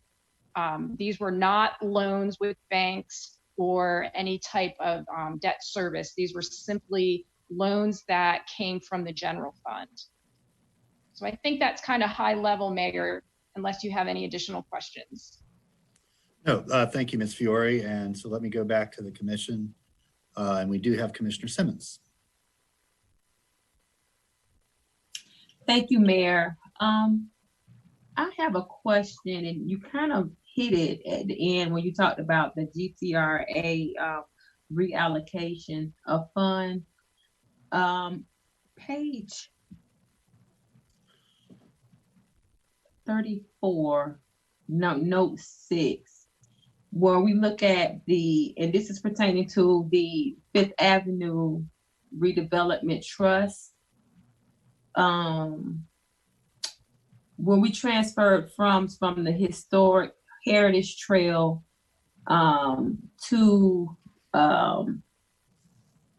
a house on Southwest 13th Street to begin that project. I want to make sure I have the correct page. I think it was on page 2 or 3 of the documents.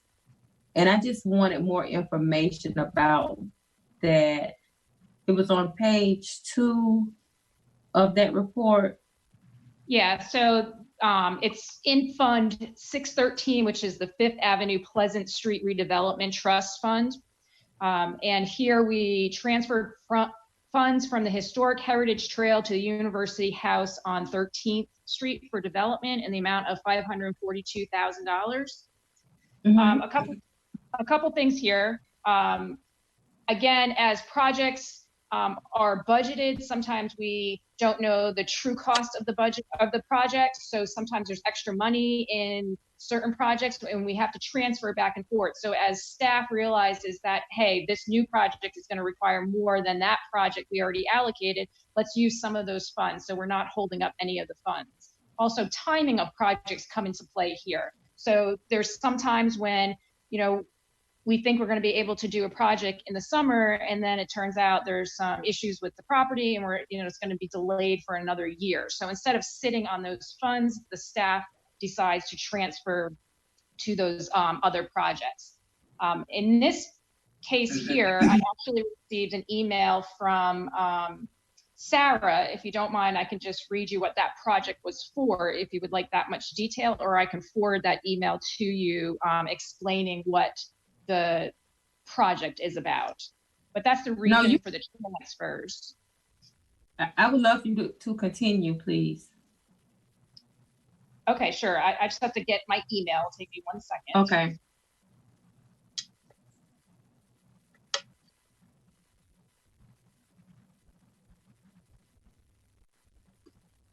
So we had a question on this earlier, and Sarah's response was, it's a development agreement back in 2008, and she has attached the agreement, and it was the apartment building on Northwest 13th Street, just south of 8th Ave overpass on the east side of the street. So again, that project, the development agreement,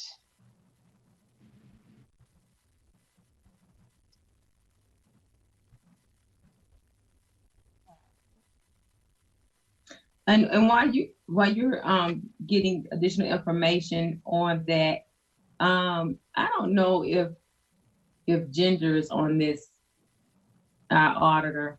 I'm here, Commissioner Simmons. Ginger, I have a question.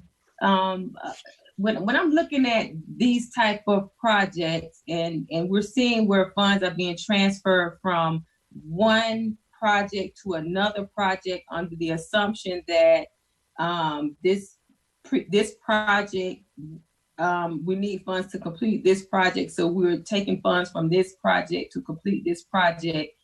There's tend to be a lack of transparency and communication with the public when you have this type of transaction taking place.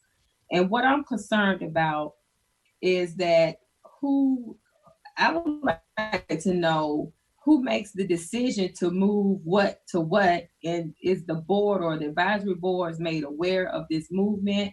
What deems, because I know the historic heritage trail has been in play for years, and to see the substantial amount of $542,438 being transferred from the historic heritage trail, I can't wrap my head around that right now at this moment. So Ginger, if you could give me some insight on, from an auditor standpoint, what do you think of this as far as transparency? Yeah, sure, Commissioner Simmons. It's definitely not my area of expertise, but I'm learning a lot about it now. We're working on a project with GCRA and the city manager's office. We have accounting staff assisting, and that is for the purpose of building a project level dashboard. During that process, we're determining where we can get, what is the best source of data to supply to the dashboard. And we're talking about how we can have better transparency at the project level. It's very complex. It's more complex than I anticipated. And I think the dashboard will really help with transparency. But to answer your specific questions about where funds can come from and how different projects can impact a particular project, I think Ms. Vidal-Finn would be better to speak to that. I don't think she's on this call, but maybe Lee could weigh in. Is that something that we could come back to you with, or do you want to wait and give us an opportunity to build out the dashboard? And the dashboard, I'm expecting the project level dashboard to show all funds coming into a project, expenses to date, what's remaining. But there are some complexities where there might be some funds allocated to a project and they get moved somewhere else. I don't know all of the legalities around what can be moved and how much can be moved at this moment. I think Mr. Feldman can add some clarity as well. I will try to clarify. I may confuse more, so I apologize in advance. But keep in mind that during the transition of the CRA, we went from one set of rules to a second set of rules. And the first set of rules deals with what I call the old money and how it is allocated within each of the 4 CRA district. And so we have a spending deadline on that money. Under the statute, it's 3 years. Otherwise, we have to return the unspent funds back to the bodies that generated, in this case, the city's general fund and the county's general fund. So one of the things we're trying to do is spend the money from the old fund and move dollars that are in the new money to the project. So, and I don't have it here in front of me tonight, but we have a substantial funding of the historic trail that is funded in the new money. So we can continue that program at a higher level than it was previously funded. So for example, if you look down on the next section under Fund 620, you will see that we're actually increasing the historic trail by $150,000 there. So I can certainly follow up with you and show you what the funding level is in the budget from the remaining old money as well as the new money moving forward. But I will tell you, I've paid attention to the historic trail, and we are not taking money away from that project. Yeah, you're not, but what you're doing is you're delaying the project. And I think that's one of the main concerns. You're not taking it away right now at this moment. You're simply delaying a project that's been in the works for so many years, for so many for so many people in this community. And for someone to make the decision, you know, and like, again, I don't know if this was brought to the advisory board, and I don't know what the process is, but for someone to make that decision, that one person to make a decision to move $500,000 from a project that's been in the queue for a while now to another project, unbeknownst to an advisory board.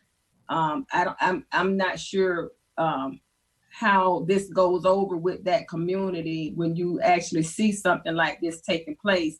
Yeah, you're not taking the money, you're just simply delaying the project. And we all know we're having these discussions now where the transparency and the trust from neighbors in our community, and we're looking at a prime example of something where we're anticipating things to happen, and yet again, we're kicking the can down the road, and we're simply saying, we're not taking the money, we're just not going to give you what you're asked for, and if we do give you what you're asked for, it's going to be delayed yet again. So that's, to me, that's not a good enough answer for me. And I think our residents, our neighbors deserve better and deserve a more concrete answer to why this is taking so long and why this project was chosen to utilize the funds for that particular project to subsidize another project, and the neighbors were not made aware of this. So I got a problem with this. Well, thank you, Mayor. I'll confirm, but my understanding was that we did bring it to the advisory board when we showed them the fiscal year 20 and 21 budget allocation, but I'll confirm that. But yeah, let's confirm that. I would love to see that. Thank you. And also, we are moving forward right now with the RFP to engage, to hire a local expert on heritage trails, so that we can get this project rolling, because we don't have the internal knowledge of that. And again, I can't speak to the particulars of this, but clearly we had a false start in the past on it, and we're committed as staff to getting it back on track and not delaying it any further. So the money will be there when we need to spend it, and we're going forward, full steam with the project. When do we have an update schedule, Mayor, for the CRA? We have something coming up, correct? Well, you asked at your last GPC meeting, I believe, or yeah. I forget, it was one of your meetings about a week ago.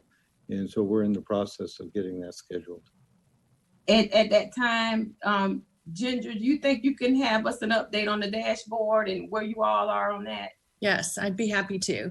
Okay. I would really like to for a neighbor to be able to click into a project that they're interested in and to be able to get the big picture of what's been funded, what's been expended, and what's still available. And it's going to take work. So we're working with 2 sample projects now to build out the concept, but it will take time to then develop that for all of the projects in flight.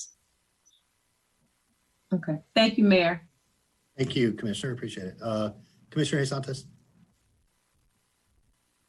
Thank you, Mr. Mayor. I just want to confirm with the, so there's 2 different funds. There's the old money and the new money. And my understanding is that we had a debt with the old fund that was to University House. Is that correct? The CRA? I believe that is accurate. And then that is correct. Yeah, and then the funding for the trail is not going away. It's just the old funding that was in here is now being allocated towards fully that. And then in the new funding, now the trail is getting the trail is getting fully funded in that new fund. Is that correct? Correct. The new money is actually more money than the old money. Okay. So now, because the new fund now doesn't have to deal with that debt that was with the University House, that's getting paid off, I guess, in essence. I assume is that. Right. The idea was why pay interest when we have the funds. Okay. So the funding for the trail is actually, it's increasing and we are moving forward. I know there has been delays, but there's not like the funding has been shifted around. It's just kind of, I guess it is being shifted around, but it's being clearly allocated in the new funding sources with the new CRA funding. It's being allocated in the new money. Yeah.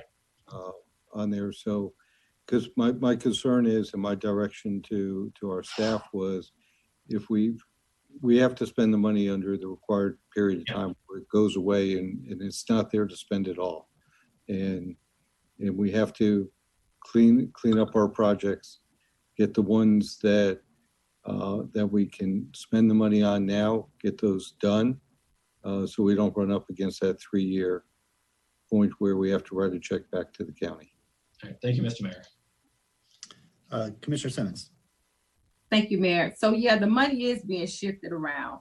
Okay, so if you have a project, for instance, the Heritage Trail project, you know that's a project, the funds have been dedicated to that project, but there's no movement on the project.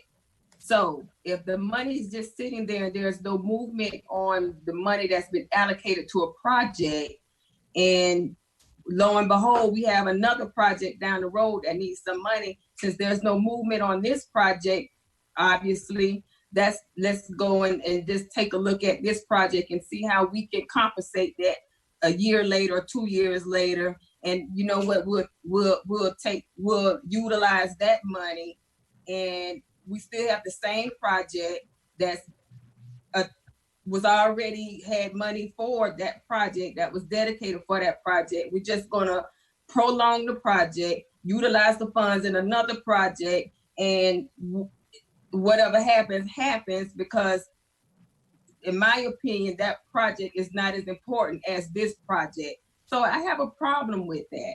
I have a real problem with that, because the money was dedicated for that project, and the project should have been at some point taking place. Something should have been done. Steps should have been taken. Now, I don't know if COVID had played a part in it. I don't know that. But for off the whim, in my opinion, just to say and to have a nonchalant attitude where you're going to get new money, you're going to get more money, but it's going to take a longer time. I got a problem with that.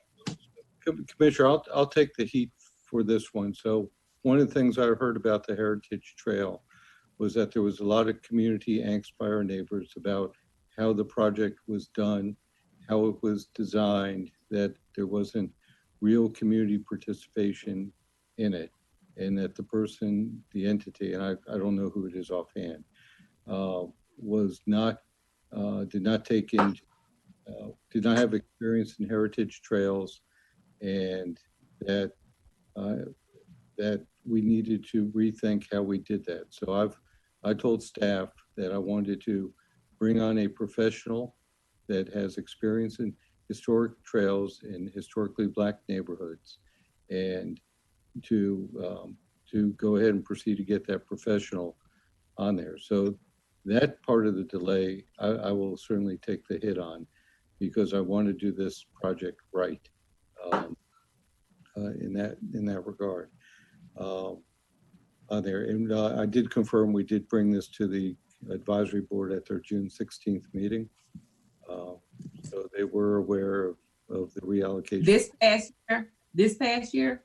2 months ago, or a month and a half ago. On there, and we are planning on having that solicitation completed by September. And my direction to staff is we're moving full steam ahead with the Heritage Trail, and we're going to get it done, and we're going to get it done right. Again, I just think this whole process is not the best. I think we need to put some controls in place where the public can look at their projects and see what's going on, how much money has been dedicated, how much has been utilized, and where we are in the process as it relates to projects being in our district, being in our historic, in the whole district.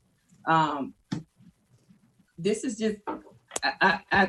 just, it's too much. I mean, the community has been waiting for this Heritage Trail for a number of years, and I'm not going to keep, beating a dead horse, but this is just one example of how we just let things get out of hand. We're not being accountable for our actions and our word when we say we're going to do something and complete something and provide something for our neighbors. And this is a prime example of what we're not doing right. And so, I just wanted to display my concerns with this. And I look forward to the next CRA meeting, and I'm hoping that the dashboard will shed some light and some transparency as we move forward with this CRA. Thank you, Mayor. Thank you, Commissioner. Commissioner Ariola. Thank you, Mr. Mayor. And for my comments, I'd like to echo the last comments made by Commissioner Simmons, which is, we need to have those GCRA discussions immediately, because during the transition, there's going to be, because of management changes, because of changes in the department, because of a whole lot of factors going into it. I just feel like we need to have a serious conversation about how projects are going to transition with this new, with the new GCRA, because there's a lot of projects that we were talking about, including this one, that we wanted to get done. And now hearing Commissioner Simmons' comments, now I'm concerned about their vitality and whether they are going to get done, and that's something that I also am not okay with. This is something that I think we should put on an agenda coming up, and really get down into how we're going to see some of the original projects seen through to the end. What is their timetable? What is their plan? And then, of course, a discussion about the action plan, the strategic plan that we were working on and have continued to work on. I just think that it's about time we get into that discussion. Thank you, Mr. Mayor. Hey, thank you. Does anybody have any desire to make a motion to approve the amendatory budget resolution? So moved.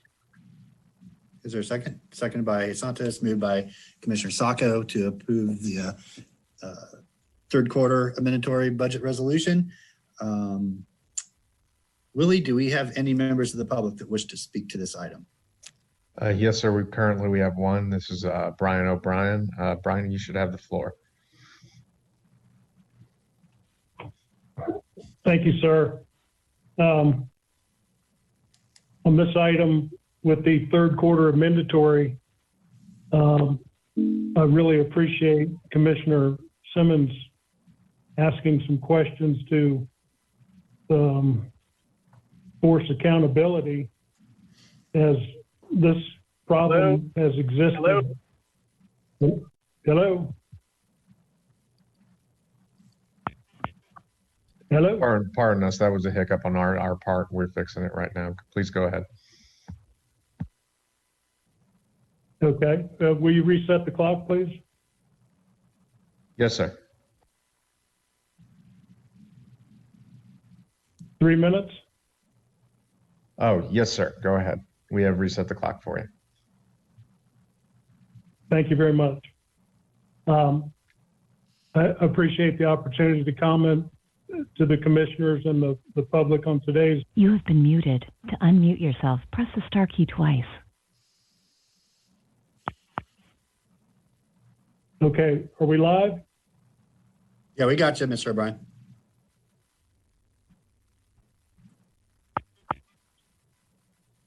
Okay, I am unclear. I'm getting signals back through my phone. We can hear you.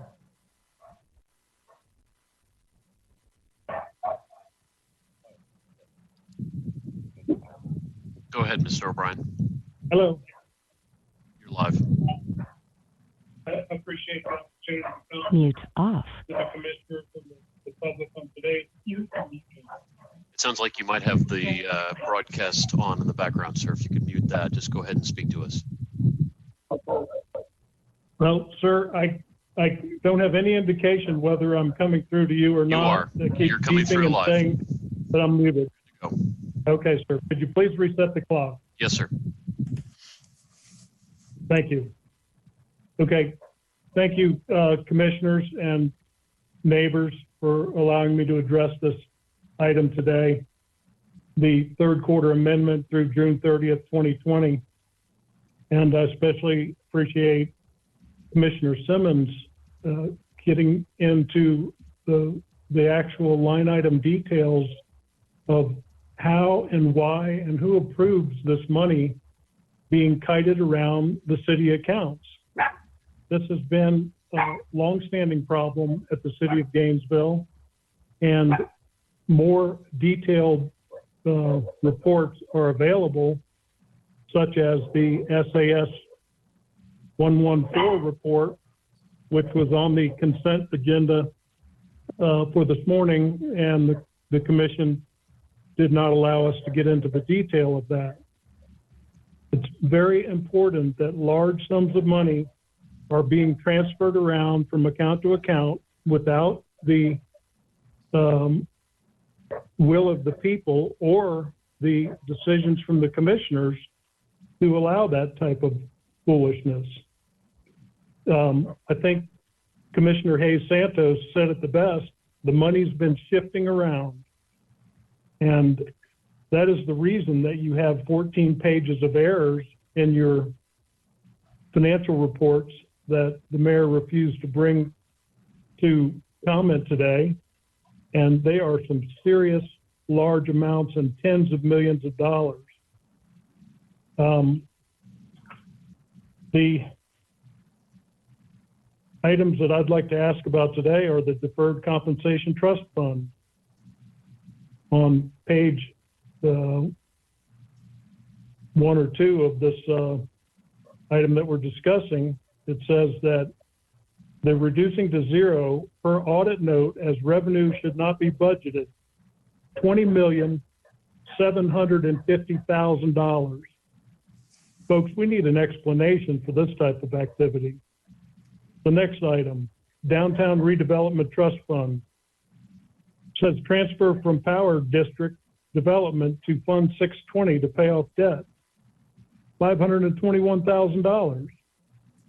Who authorized that? The next one, Gainesville Reinvestment Area Fund. We have a series of transactions that are evidently paying off debt early for the private project owners that were the mortgage holders of these early projects. I would like an explanation for who decided that we should accelerate their mortgages and pay them off early.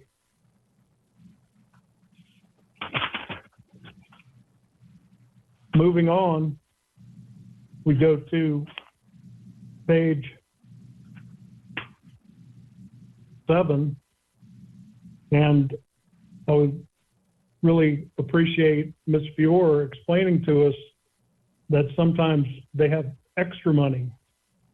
And it's because of timing of projects that they kite the money around like this.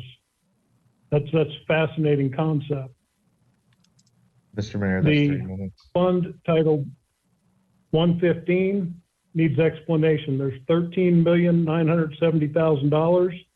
I would like to know if all these grants were closed according to the conditions and responsibilities in the original grant. Thank you. Thank you. Willie, do we have anybody else on the line? Yes, sir. Next up is Mr. Nathan Scott. Nathan, you have the floor. Yes, good afternoon, Mayors, Commissioners, Nathan Scott. I also want to echo Commissioner Simmons' concerns. As a taxpayer, I'm equally concerned because I thought I heard the city manager, Mr. Feldman, in his little semantic words, say we brought in an expert, AKA another consultant, to finish work that a staff member wasn't able to accomplish. And I share Commissioner Simmons' concerns. I want to see it get done right too. But the fact of the matter is, meeting after meeting after meeting, this city commission is hiring a consultant for everything, yet expanding government at the same time. If you don't have the appropriate staff, then make the appropriate hiring decisions to get some people that are competent. So we don't have to hire a consultant every time we have a city commission meeting, because it's becoming the norm rather than the exception, notwithstanding the fact that you create all these new fancy positions and fancy titles with big salaries, but no one seems capable of doing anything. And that's a disservice to the taxpayers. I also want to echo Mr. O'Brien's concerns about the items, and for the brevity of time, I won't go into everything he said, but all those seem like valid concerns. Yet they go unchecked by the commission that deals with global issues rather than getting its own fiscal house in order. And that's been the ongoing concern. We want good governance in the city of Gainesville, and we clearly don't have it because we don't have your attention on the important things. Nothing gets accomplished, as Commissioner Simmons openly questioned and acknowledged. And it's a valid concern because you guys globetrot everywhere, your attention's elsewhere. You know, focus on core good governance, and we don't have that right now. And I think that's the tension between the community and the city commission. And you guys use neighbors. If I had $1 for every time you guys have used the word neighbor during this meeting, I'd be rich. It's overused. It's become trite. And I mean, if we're going to call it neighbors, are neighbors the people in the city of Gainesville that are shooting everyone with all those shootings and violent crimes? Are those neighbors? Are those criminals or convicted felons that shouldn't have firearms? So my point being here, come on, commissioners, focus on the day job. Focus on what's important. These fiscal issues are important. And if you're going to undertake grant money, follow it through to completion and make sure you get things done. The problem is the city commission is not managing the farm. You're off playing, and meanwhile the coyotes are eating all the sheep. So anyway, that's my 2 cents on this one. Thank you, Commissioner Simmons, for bringing that up. Very good point. Hey, Willie, do we have anybody else on the line? No, sir. That's it for now. Thank you. Okay, very good. So there were a couple of questions. I know we answered Mr. O'Brien's question about the deferred compensation item at Audit and Finance, but for the sake of the rest of the commission, you might be interested to hear why that was. And then he asked a question, Ms. Fiore, about the downtown redevelopment area, the Gainesville redevelopment area fund, and then something about Fund 113 that I didn't quite get the full context of that. So can you start with the deferred compensation item? Yes, thank you, Mayor. These funds are not, the money is not city owned, and we were told that we do not have the right to actually budget the revenue for these funds. This is our employees' money. It is not the ownership of the city. So that is why we were told not to budget. You will see that we have stopped that. So in fiscal year 21, you will no longer see those budgeted items. It was not a transfer in accounting in any way. We simply released the budget back to zero. You'll still see actuals happening on those lines, but there will not be an associated budget with those. As far as the Gainesville CRA funds, I believe we already addressed this. It was transfers back and forth for some early debt payment for internal loans, as well as readjusting for different projects like the city manager already explained. And then Mr. O'Brien mentioned something about Fund 115, if all of those grants have been closed out properly. And he mentioned a specific number. I'm sorry, I don't see that same exact number, but when we close grants, we do. We only can close grants once accounting has put their hands on it and all the documents have been blessed. So when we close grants, everything needs to be zeroed out. And that's what we do on the budget side. We don't allow for any more spending because the grant has expired. So if there's any additional budget sitting there, that is when we zero out any additional budget. Okay, Ms. Fiore. Commissioner Ariola, is that a new hand or an old hand? Old, okay, thank you, that's what I thought. Okay, thank you very much, everybody, for the good questions and discussion. With that, Madam Clerk, we'll move to a vote.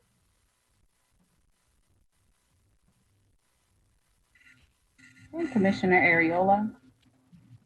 Aye. Commissioner Johnson. Aye. Commissioner Sacco. Aye. Commissioner Simmons. No. Commissioner Ward. Aye. Commissioner Hayes Santos. Aye. Mayor Poe. All right, that motion passes 6-1 with Commissioner Simmons in dissent. Item, please, Madam Clerk. Our next item is the second reading of Ordinance 190222, Ordinance regulating businesses that provide shopping carts, and Ordinance of the City of Gainesville, Florida, amending Chapter 14.5, City Code of Ordinances to create Article 8 titled Shopping Carts to regulate businesses within the City of Gainesville, Florida that provide shopping carts to customers, establishing shopping cart retention system requirements, establishing enforcement procedures, amending Section 2-339 to establish a civil citation penalty, providing directions to the codifier, providing a severability clause, providing a repealing clause, and providing an effective date. All right, thank you, Madam Clerk. I was watching our ASL interpreter while you read that. I never thought about how interesting it is to read like legal city speak through an ALS interpreter. You're fantastic. We're so lucky to have you. Thank you for joining us. Okay, this is a ordinance on second reading. We passed first reading at our last meeting, so I'll recognize on that Commissioner Simmons.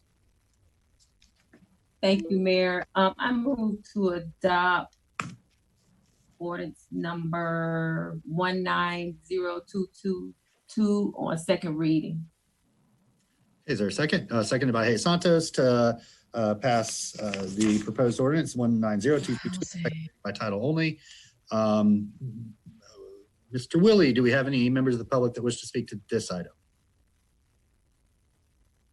No, sir, not at this time. Okay, very good. Commissioner Simmons, this was your baby. We're glad that we're getting it to second reading. Thank you for bringing it to our attention and doing so much work to get it to this point. Excuse me, actually, Mayor, I need to correct myself on that. Mr. Nathan Scott does have a few words on that item. Okay, very good. Welcome. Yes, can you hear me? Mr. Scott, go ahead.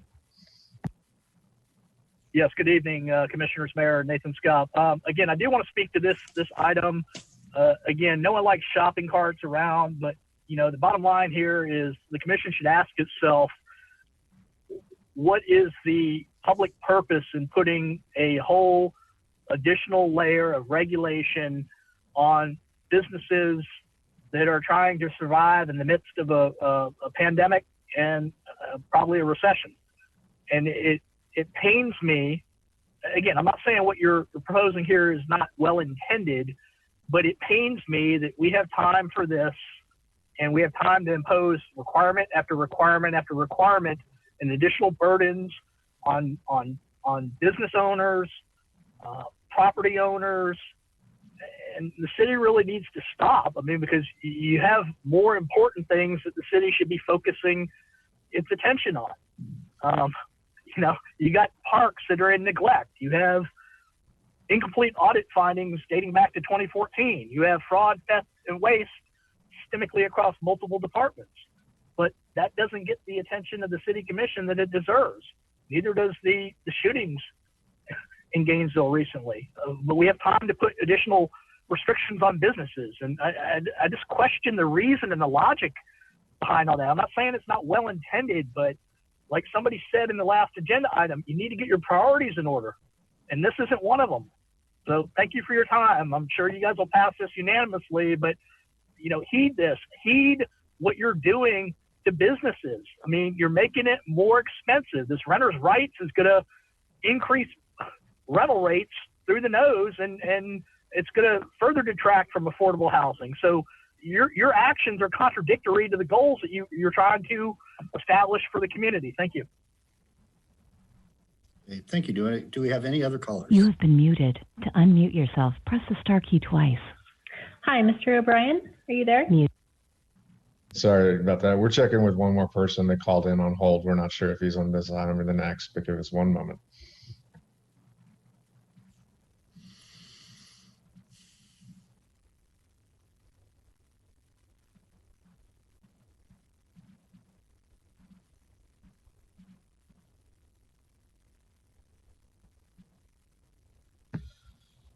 Okay, Mr. Mayor, we do have one more. It is from Brian O'Brien. And Mr. O'Brien, you are on the floor with the council. Yes, thank you, commissioners, for allowing me to address this next item.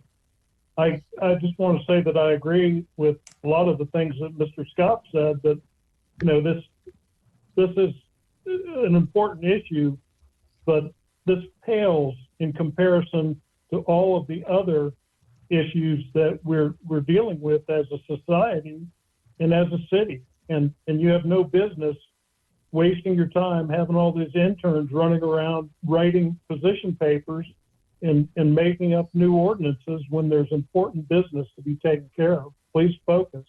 Thank you. Okay, anybody else? Willie? No, that would be it. Mr. Mayor, go ahead. Thank you very much. And as I was saying, Commissioner Simmons, thank you for your work on this. You know, I think this will make an important aesthetic difference, especially in some of our neighborhoods that need the support and help. So thanks for all your work on it. Madam Clerk, we will now move to a vote. Commissioner Ariola. Aye. Commissioner Johnson. Aye. Commissioner Sacco. Aye. Commissioner Simmons. Aye. Commissioner Ward. Aye. Commissioner Hayes Santos. Aye. And Mayor Pope. Aye, that motion passes unanimously. Thank you, Madam Clerk. Our next item, please. Our next item is the second reading of Ordinance 170954, Quasi-Judicial Historic Property Tax Exemption, 1121 Northwest 6th Street. An ordinance of the City of Gainesville, Florida, finding that property located at 1121 Northwest 6th Street, Gainesville, Florida, as more specifically described in this ordinance, qualifies for an ad valorem tax exemption for historic properties, granting an exemption from ad valorem tax for certain improvements beginning January 1, 2021, and continuing for 10 years under certain conditions, authorizing the mayor and the clerk of the commission to sign the historic preservation property tax exemption covenant between the property owner and the city, providing a severability clause, providing a repealing clause, and providing an effective date. Okay, thank you, Madam Clerk. Commissioner Hayes Santos. Thank you, Mr. Mayor. I move that we approve Part 2 of the Historic Preservation Property Tax Exemption application and that we adopt ordinance number 170941 on second reading by title only. Okay, is there a second? Seconded by Commissioner Sacco. It just seems incredible, Commissioner Johnson, that it was 3 weeks ago that you were bringing to our attention the history of this property. And then I don't know if it's later that evening or early the next day, you sent out the video from Dr. Hilliard Nunn. And now we're mourning her loss. That's a lot of emotion to take in over that 3 week period, and a lot of other loss in that time frame too. So I'm just so thankful to you that you spoke up and shared with all of that with us and with the rest of our community at that time. I didn't know what was about to happen. And you know, it I have a lot of faith in how the universe works, but sometimes it's hard to put together. So I just wanted to thank you for that. It makes this action that much more important. Yeah. Taking. So thank you. Willie, do we have any callers on the line for this item? No, sir, you do not. Okay, thank you. So with that, we'll go ahead and move to a roll call vote. Commissioner Simmons, Aye. Commissioner Ward, Aye. Commissioner Sacco, Aye. Commissioner Ariola, Aye. Commissioner Johnson, Aye. Commissioner Hayes Santos, Aye. and Mayor Poe. Aye, that motion passes unanimously. Thank you all. Thank you, staff, for your work on this. Okay, up next, we have necessary direction to charter officers. I received a note from Chair Hutchinson that the county set aside $250,000 in this coming year's budget for a central receiving facility for the capital cost of building that. It is contingent upon a few things, mainly an operational plan and some agreements in place for the ongoing funding that it will take. I am happy to start taking those meetings with Commissioner Hutchinson. You know, I believe we need to meet with the 3 hospitals and try to secure some funding from them. Not to, you know, y'all have heard this a million times, so this is more for anybody listening. But a central receiving facility would give a third option to take somebody that's in trauma or in crisis, and instead of the emergency room or the jail, someplace where they can get treatment and help, even over a short period of time. So this is of great value to our entire community. It's definitely part of our diversion and deflection efforts. It's about treating people in a compassionate way that also will save us a lot of money. So it's a win-win-win. I'm so thankful to the county for doing that. So the direction I'd like to give is just for the city manager to work with staff to identify that some funding that we can use to match this, which we already essentially gave direction during our strategic planning that this was a priority. So there's one-time capital costs, but then I think more importantly, if the city manager will start working with counterparts at the county, at Meridian, and at the hospitals to start figuring out what the ongoing recurring costs will be and what the responsibilities of each partner agency will be, and just starting to kind of flesh out what that looks like. I don't think we're starting from zero here. I know Meridian's done a lot of thinking and effort behind this. So I think it's more about how do we stand it up and what's the timeline and sort of steps we need to take to do that. So without opposition, we'll get to work on that. But I wanted to let you all know that. I think that's great news for another great partnership between us and some other groups here locally. Commissioner Ward. Thank you, Mr. Mayor. I just wanted to comment on the central receiving facility and Commissioner Hutchinson's involvement with it. The first time I heard about such a thing was in 2013 in Commissioner Randy Wells' living room when he was District 4 Commissioner. And Hutch and Randy gave me this big pitch about it. And all I could think was, we're not already doing this? How come this isn't a thing already? And it seemed like it was about to be a thing over and over and over and over. And now to see it finally happening, you know, hopefully some good motion can come on this and we can see the beginning of something actually happening before Commissioner Hutchinson is out of office in November. I know we won't break ground, but to know that it's actually going to happen is a real testament to a lot of people doing a lot of work over the years but particularly Hutch. This has been his thing all along, and he deserves the attaboy for sticking with it. So thank you for your involvement and all the other people who have worked so hard on this. There's a lot of work still to do, but really glad to see actual traction on it after only 7 years. So thanks. Yeah, and I would add Dr. Labarda to that as well. She's been a huge proponent and champion of this, and really, I think, put us in the place to be able to move quickly on it. It's just a matter of really it's funding at this point, not figuring out how to do it. Commissioner Johnson. Thank you, Mayor. I also want to thank everybody that's been involved in this. I feel like I've gotten on the commission and I've also just supported this effort, but, Chair Hutchinson and everybody at Meridian, I know that you, Mayor Poe, have been a huge champion of this. I think this is going to make a huge difference in the way that criminal justice functions, or injustice, leading the way towards justice in our city and our county. So I feel like I'm breathing a sigh of relief. Like, we haven't broken ground yet, but this is major. It's really major for our community.